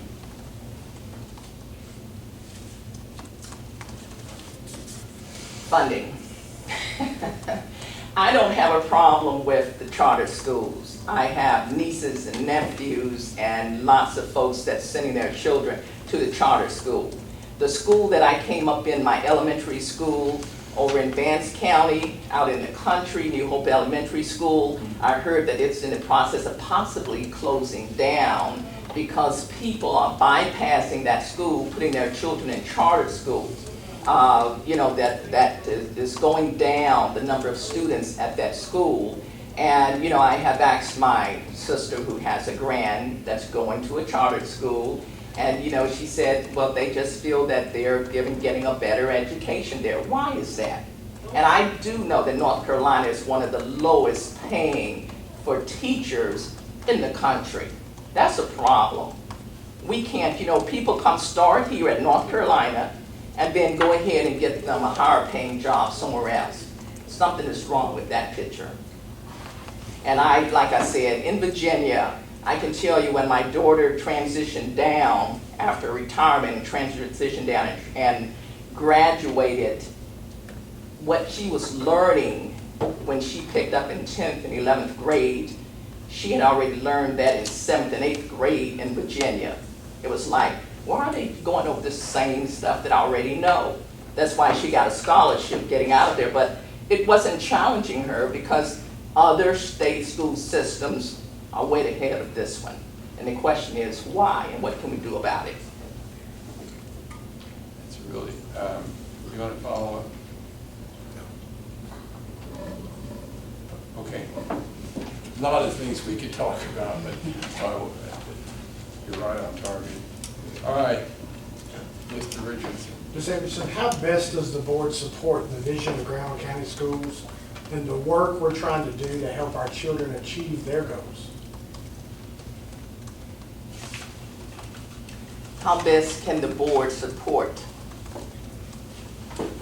Well, I did read that you all do, some of the things that you do is to go out, to the school sometime and just see, and I don't know just how involved. I don't think you can really put yourself out there quite that much. We have, all of the various school systems are, but, and I didn't really see that much about your relationship of what you have with the teachers, the PTAs, that's critical. What's your relationship with them? How do they provide you input? It's the working relationships, the collaboration with your teachers, your PTAs, they should be able to provide you some things that they feel is critical that this board can do to help them, to help, the students, to help the educational process. I would think that would be one of the things. As a small business, this was my second year participating in the career day at Webb when they brought the students in to go around and talk to the various companies of what they want to do. That's a very good process. These were 10th graders, and I'm sure the 11th and 12th has already decided to move on as to what they're going to do as far as their career. But it's things like that to get the young folks early on thinking about what am I going to do and what is it going to take for me to get to the next level. Not a vocational thing like, okay, I'm going to be a plumber, I'm going to be this.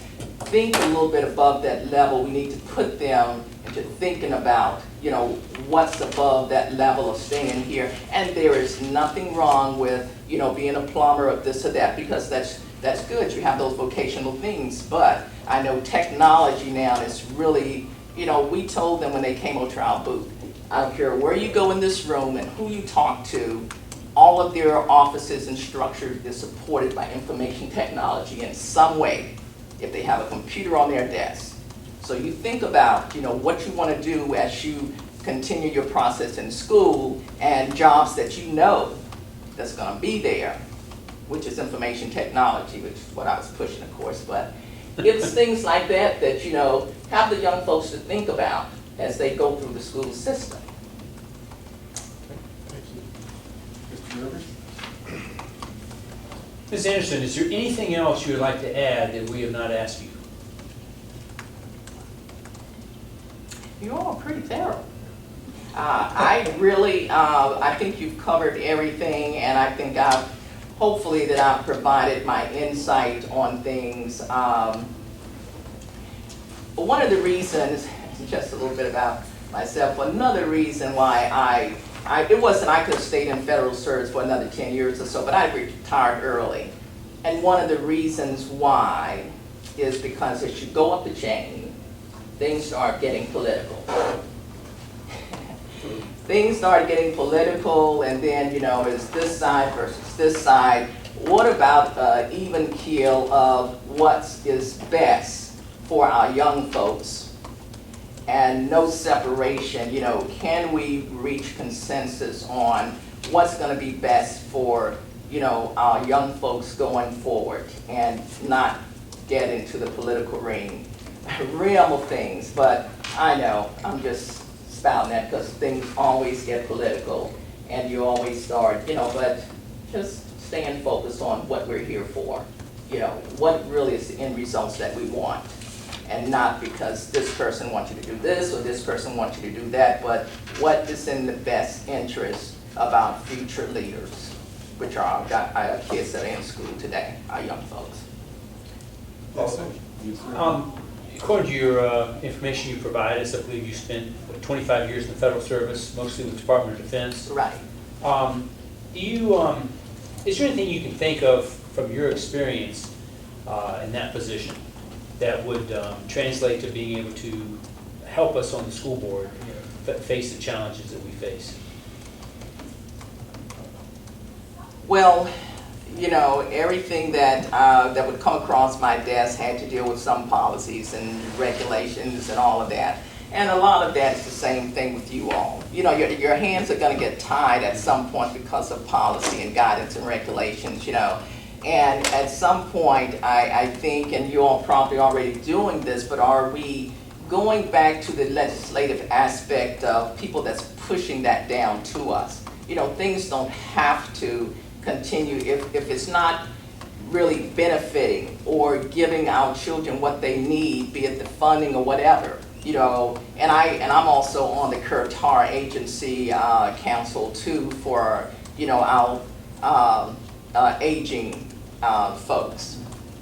And I was telling the folks at, I think we had a session at church, that the last meeting I attended, they said that within the 5-county area, which include Granville County, there are over 800 grandparents raising grandchildren today. Over 800. Now, to me, something is wrong with that picture. And our grandchildren is our future leaders. That's what's going through. What can we do? What can we do? Do you have any answers to what we can do? We're all looking for that. Well, you know, I heard someone say we need to go ahead, you know, we got young folks and, well, yeah, I have some. You know, I'm not putting it on the school board. It has to go back to the home too. It has to go back to the parental home. That's why I asked about Parent Teachers Association, that we have to get the parents and the grandparents to get their children, who are the parents, you know, to start looking at, you know, what are we doing? You know, where are our children going? What are they gonna, you know? So it does back up and come back to the home, to the parents, grandparents, values, get those children to say, you know, to see, you know, what their future is gonna be, what it's gonna be, you know. And who's made a statement that what you're hearing is if a child does not know how to read by the 3rd grade, they're likely to be in, you know, wind up in prison. What is wrong with that picture? Why aren't our children able to read by age 3? We have 6-year-olds that, you know, 1st graders, preschools that can read. So what is wrong with that picture? Thank you.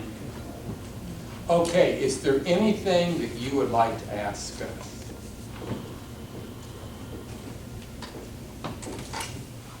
Well, I think everybody's always looking to get better at, you know, what can be accomplished. How do you consider your relationship with the Board of County Commissioners to be? And do you feel that they are supporting you all to the best of their ability? And if not, what do you see that can assist in getting that support, or do you feel they are? Because I understand they're the ones that give you your budget and everything for the funding of the system, and how is that relationship? I would suspect you would get 2 different answers. It's a good question, though. It is a very good question. I think that from some perspectives, and there'll be others who will feel differently, that we have a liaison committee, and they have a liaison committee, and we meet on a regular, and that's the board chair and vice chair. Okay. And the county commissioners have 2 representatives. And we meet and talk about things in greater detail than you can, you know, in a general meeting. I feel we've made progress. Okay. I've been on this board now, I believe, about 4.5 years, and I feel like where we started and where we are now, it's been significantly different. the commissioners did give us $1 million to, roughly $1 million to raise teacher supplements, which is in addition to everything else. We have some holes. We feel like we should be getting more money from them. We feel sometimes that we're not priority, but I want to say overall, I feel like we're making really good progress. And the county manager is terrific. Mike Phelps, he Yeah. really understands schools and really does try to push. I could not be more pleased with the role that Mike Phelps has played. But you're right, there's not enough money, we need more. And you see that at every level. So Yes. others who would want to comment, Mr. I Biggs? would. In relation to the county commissioners, I think where we are now are better than we have been. It's not where I would like for us to be as it relates to funding, because we have a lot of needs that we don't have the finances to support. And so as we move forward, there will be a need that we will have to try and get them to fund some of these. They are doing better than they have done. And that's because of the relationship that we have, I think, with them now that we haven't always had. That can always be improved on. And as long as they don't give us what we think we need or want, there will always be a concern, as far as I'm concerned, with that relationship. When I meet with my counterpart, I'm always, concerned about why you didn't do something that I thought you should have done. Mr. Manning? For full disclosure, Ms. Anderson, I'm a former county commissioner. And recently we had a former county commissioner pass, Dave Curran. I'm not sure if you're familiar with the name, but I had a chance to speak to someone, and I indicated that I was a county commissioner from 2012 to 16. And I recall Commissioner Curran, who was a liaison to the Board of Education, raising some issues with the county commissioners between 2012 and 2016 that this board is still dealing with today. So that's just to give you a perspective. Anybody else? Anything else you'd like to ask us? No. I think between our discussion and that, I'm feeling good about that, yes. Okay, great. Just to give you an update on the process, we will meet July the 25th, which is Tuesday. And that meeting is scheduled to talk about closing out the year and budget and all that kind of stuff. We will take the time and we will, according to law, discuss both candidates publicly and then make a decision that evening in terms of which candidate we will select. So just so you know what's going on, and we will certainly let you know one way or the other as soon as it's over, or you're welcome to come sit and listen to the conversation. It's totally up to you, as the other candidate can do as well. So, okay? Thank you so much. We appreciate you being Thank you here. all. Appreciate the opportunity to have this session with you. Okay. Thank you. Thank you. Sure. All right, we will now go back to our superintendent for some additional information. Yes, sir. I won't keep you long, gentlemen. At your seats, you'll find the bag. I thought it was important to share with you a relationship we somewhat reestablished this year with the Realtors Association in the community. These are the bags. Our realtors know they're welcome to drop by or send us an email. And as they're now showing families' homes, we provide these to them. And they give these to the families they show homes to. And it was a request they made of us after we went over. Dr. Winborn went with me, and we were invited to speak at one of their luncheons. And they were really pleased with what they heard from our board. on behalf of myself and Dr. Winborn, and they weren't aware of the dual calendars, they weren't aware of Granville Academy, they weren't aware. It was just a nice opportunity to share what Granville County was doing. And at the end, one of them said, well, you know, when we're showing homes, do you mind? And we said, we tell you what, anytime you need bags, you let us know. And so this is a new thing we've been doing, so I wanted to make sure you have this as well. There were, in your folder, you'll find just an updated document from me. What I did not include in here, because in here are just samples, it's just a snippet. And every department in this building has contributed. What I asked of them when I met was to say, what do we think maybe they don't know, or they haven't seen, or what is just good to respond to the chart, the check boxes. What is a good example, or an artifact, or something so that they don't have to go digging. And best we put maybe just one or two pieces behind the task for you. So this top letter is just an intro to the booklet, but I think if you don't read anything else, this first section would be very helpful. You'll see a document that looks like this. We did this back in October. Do you remember this, gentleman? This was our October piece. Right. Where we shared my goals for the year, and we just kind of talked about a few things that would happen. You'll find that behind the first section. And then you'll also find my mid-year conversation with you. We did that down at Butler's 10. I just included that as a measure of reference. Not that you need it, but I thought that would be good to remind you of the 3 goals in red for the year. And after those 3 goals, you will then find a piece on pages, a piece that looks like this. It's kind of a dusty rose pink. I thought some highlights for the year would be nice for you.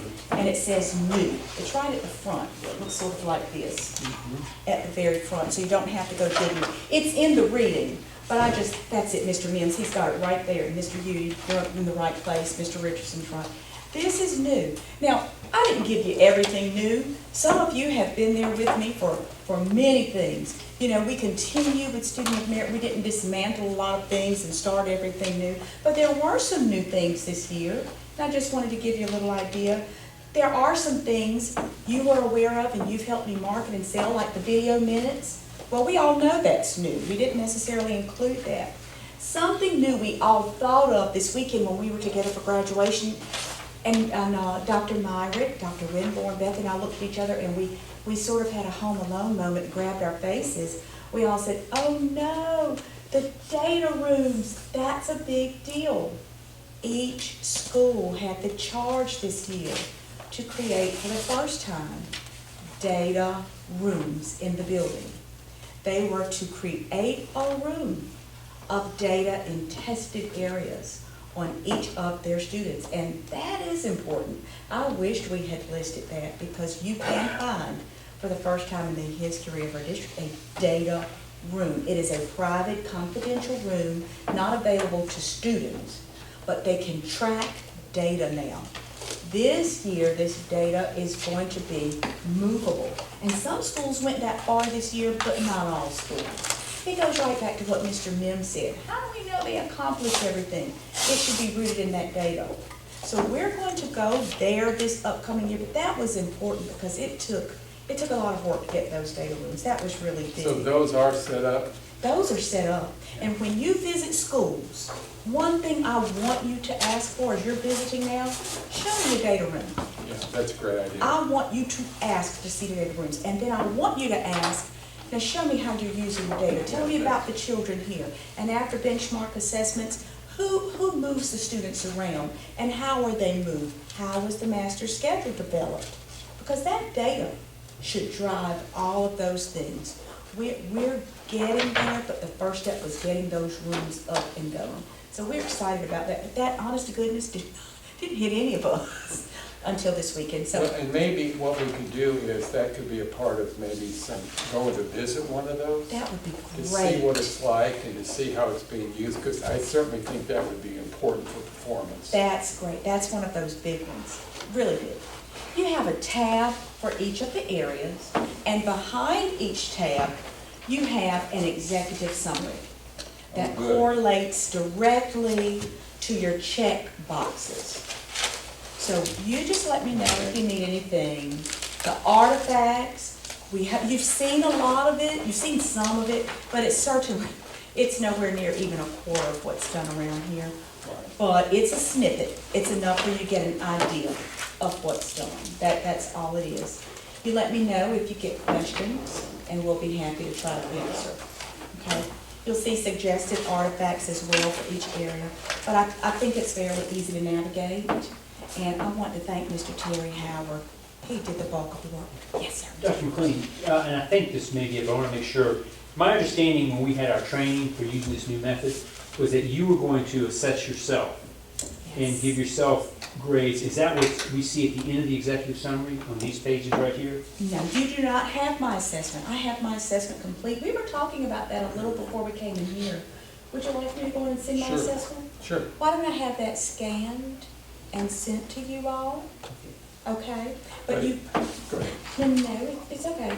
You all do have the matrix in each section, because I thought it would keep you from having to go between documents. So I've included the matrix. It's what Mr. Rivers is holding up there. So just so I understand, on some columns, your check marks, is that what you believe you've done? Or is that going to be what we're going to see when you send us the scanned assessment, self-assessment? No, you shouldn't see any checks from me yet.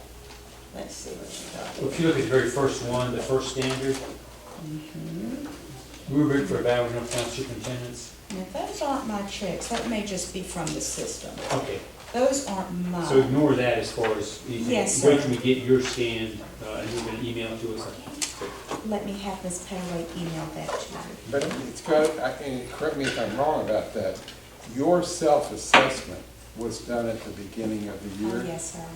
Yes. And- In October. In October. So what we're really looking at is your self-assessment and how much we think you've grown over the year. Because it's not something she just did a week ago. Okay, I'm glad you qualified. This is at the beginning of the year. My self-assessment actually correlates with the 10/28 date. That was all done in October. Yeah, when we brought it to the board. It's actually the same process principals use. Theirs is in their pre-planning stage, and what I do when I sit with them at the end of the year for their summative is we pull it up and we talk about, are you where you were at the beginning of the year? Have you grown a little bit? Here's where I see you, and we shift based on that conversation. And they too provide artifacts, things of that nature. What I'd love to do next year, this is our first year going this route, and based on what we, did with the Google piece, I thought it would just be easier if we had the paper. Maybe next year we can go to the electronic, the Google, and have the conversation that way, but I thought this first year would just be easier, all one place. And I thought I would not go the route Mr. Udy recommended tonight, where we go page by page. You do, you beat. Do you have those other papers? Yes, sir. Board members, I wanted to share this with you as we go through all this, partly just as a reminder of what we were supposed to be doing. Do they all have a copy of the goals? In your notebook? Yes, with the red. Right. It's just the third sheet. Just a reminder that those are the goals that the board approved in October. So, and Mr. Rivers is obviously before you came on the board. But, and those are the goals that we need to keep in mind as we go through this, because they were approved. And Dr. McLean's self-assessment may be in part related to the goals that have been set. So just keep that in mind. Where are they? Excuse me, I just don't see it. They are the third sheet over. Third sheet? Yes, in a memo Yeah, from February. Okay, goal, it's got the blue and red. Yes, but there were also goals that look like this. Okay, on the back. Yes. Yeah. But then there were three main goals you can find on the third sheet over that we reviewed mid-year. Right. 1, 2, and 3. Yes. So Thank you. let's make sure this is very clear. we'll be doing your assessment based on the state rubrics. And there are like, how many of them are there? There's 7. 7. So 7 standards. we've got those 7 standards that we're going to be rating her on. And the goals will be a part overall of the performance. the performance. So we're gonna, the real thing is the rubric on the standards. But don't forget that the goals are a part of this too. Whether I've accomplished them or not. Right. Sure. We get together to discuss this in July, is that right? That's correct. So basically, we have from now until July to go over the date, go over the information. Well, and we need to talk about that too. And I mean, what's your pleasure? When we meet in July, we should have gone through and completed the, doing the rubrics. And the idea was that we would take the, we have a choice from what the training sheet said, and correct me. One is we can come together and through consensus, come up with an overall rating for each standard. Or we can do it individually and then have Eva correlate or tabulate all that and come up with, it's not the median, it's some terminology that the middle. So that the rating would be in the middle as opposed to the median. So the bottom line there is, what do you want to do as a board? We did vote on that in the training, and we voted on Eva doing the correlation. I'm sorry, okay, all right, good. So the question then becomes, we're gonna have to get this done before we meet on July the 15th. So we need to set a schedule for you to have completed this and to get it to Eva to tabulate. So when would be a good time to, what would be legitimate to be able to have this done? July 10th? July 10th. Does that give her enough time? We'll need to find out. Board members, is that all right with you, July the 10th? And then we'll meet on the 15th and see what the tabulations are? So, would you explain to me what is supposed to happen on those days? We're meeting on the 10th to do No. what? No, we're So meeting we can meet on the 15th to do what? Okay. You want to walk? But on the 10th, my understanding is that we will submit, I guess electronically, she will send us an electronic rubric that we will fill in, or paper that we'll scan and email to her, or we'll call her, somehow we'll get it to her. We should have it. You can hand that to me. You actually already Those are- have it. Yeah. It's in here. You all should complete, And that's what we have from material from our previous training. Correct. that's Is that right, better? from Pat. I believe it is Pat, I'm sorry about my eyes. Get glasses. I believe it is this sheet. Yes, here it is, page 21. I believe this is it, page 21, Of the materials you got in the training. from Pat Ashley, And Eva will take this information and determine the group's place, where you land as a group. We can submit that to, we can actually let Petaway. Yes, and she can scan it for you. Yeah. And send it to Eva. She certainly can. That's the way to That do might it. be easiest. Yeah. Or we can scan it ourselves and send it to her. Absolutely, that might be easiest. Okay, so the date to have this completed, page 21, is July the 10th. And it will be set. I'm wondering if that, what happens if we set it July the 10th and one of us doesn't get it done by then? I have another question. Wait a minute, let's, I mean, do you think, bottom line, do you think getting in July 10th will is enough lead time to have it done by the 15th? I guess we do. Okay, so that's the date then, and will you make sure that we get with Wanda and have her send all this out to all the board members? Yes, sir. I'm just gonna toss this out. So the way I understand it is that we will individually between now and the 10th, without any meeting or any discussion or any group conference, we will individually do our ratings for the superintendent and send them in. And the reason I ask this question is, it seems to me, if, you know, I learn things when I listen to other people speak.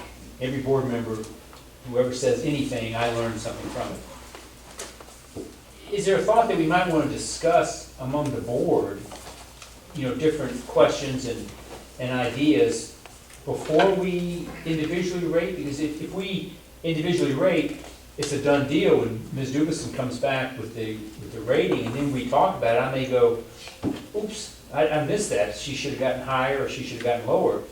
See what I'm saying? I mean, there may be, I think it'd be valuable if we could discuss among ourselves before we do the rating, rather than discussing among ourselves after we've already done the rating, and it's too late to change it.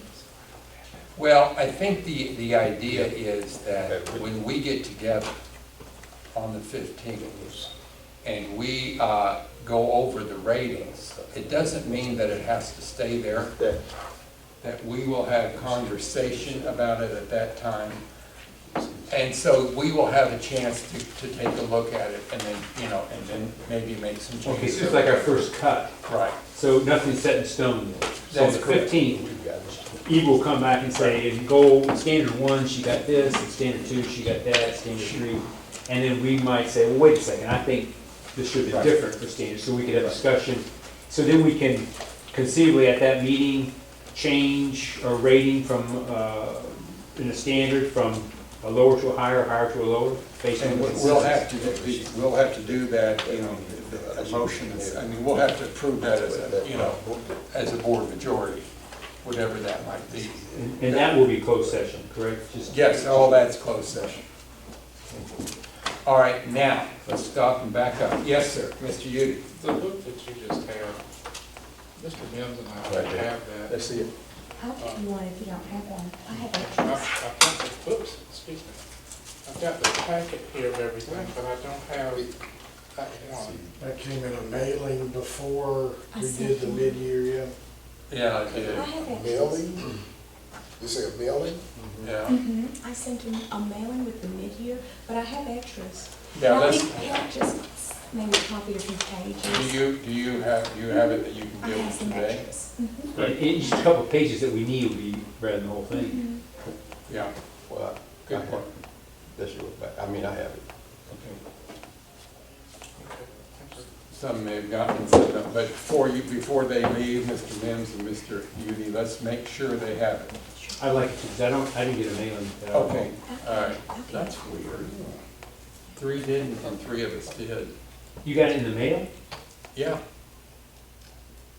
Sure did, and I don't even know where it came from. It was with my It mid-year it came from materials. here because it's when we were working through the mid-year process.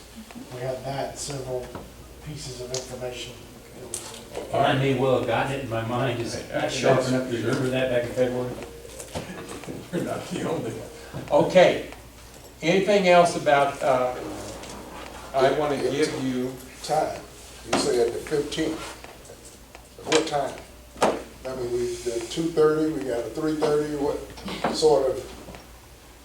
1:30. What day is that? Noon. You know, kinda like it. we are meeting, we put up at 4:00 PM here here. 4:15. And then the superintendent's final evaluation would be on August the 5th, which is before or after, I have 4:00. I thought it was during closed session, It Closed is, session. so it's, so it'd be after the, So during closed session. okay. I don't know why I have 4:00, but I do. Would you explain that process?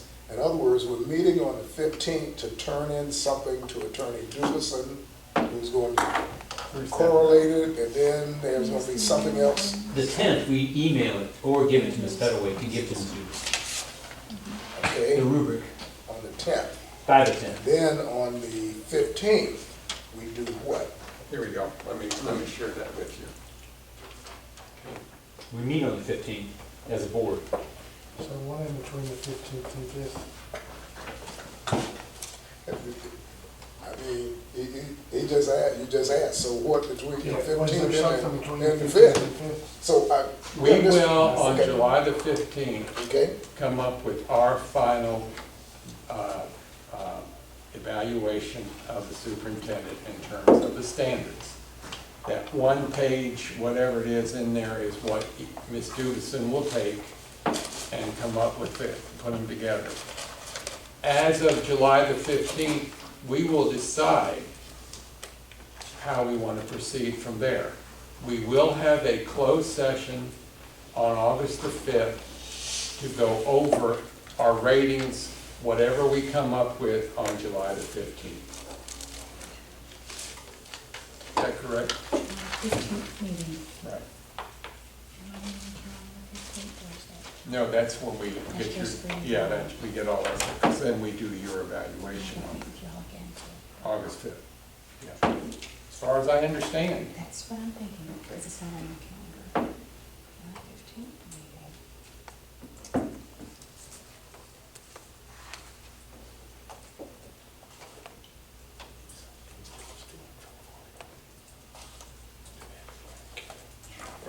And I want to give board members some information as we go through and think about how we're going to rate. You know, there are a set of things that we, as a board, in relationship with the superintendent, this could possibly help you in terms of what we've been talking about all year. Some of which may have been brought before you came on, I'm not sure, but it's just a set of information that, in terms of what we can and cannot do and all that good stuff. As you go through, you can use it any way you want to, but it may be of value to you in terms of your rating. Okay, all right, let's, And July 25th is when y'all are going to discuss the board member. June 20th. June 25th, next week, next Tuesday. You told him July. I think they knew it was June 25th, it was, you misspoke. Okay. Did I say July 25th Yeah. to both of them? Well, you know, Why don't we reach out? yeah, if you would reach out in time that the superintendent, as is expected, made a mistake. I thought, okay. Anything else? Do we need to go through that one more time? Or are you okay? You're okay, okay. If we're here, we are. If we're not, we won't be. You will. All right, do I have a motion? You have anything else? Yes, sir. Do I have a motion? Before you, I need to see if you could take this to my truck. I've got a bad back, I was gonna get somebody. I just had surgery. Well, why don't we just all leave them? Yeah, we'll just all do it. Mr. Terry will kill me. He's gonna kill us. But now, we can bring this back and you will find a healthy way of dealing with it. Like, maybe burying it and see if trees come up. Make sure I'm doing my job. Yeah, we'll have a whole telling. All right, motion to adjourn. So Mrs. Richardson, any further discussion? All those in favor say aye. Aye. All those opposed, no. We have a 5-1 vote, Mr. Reedy voted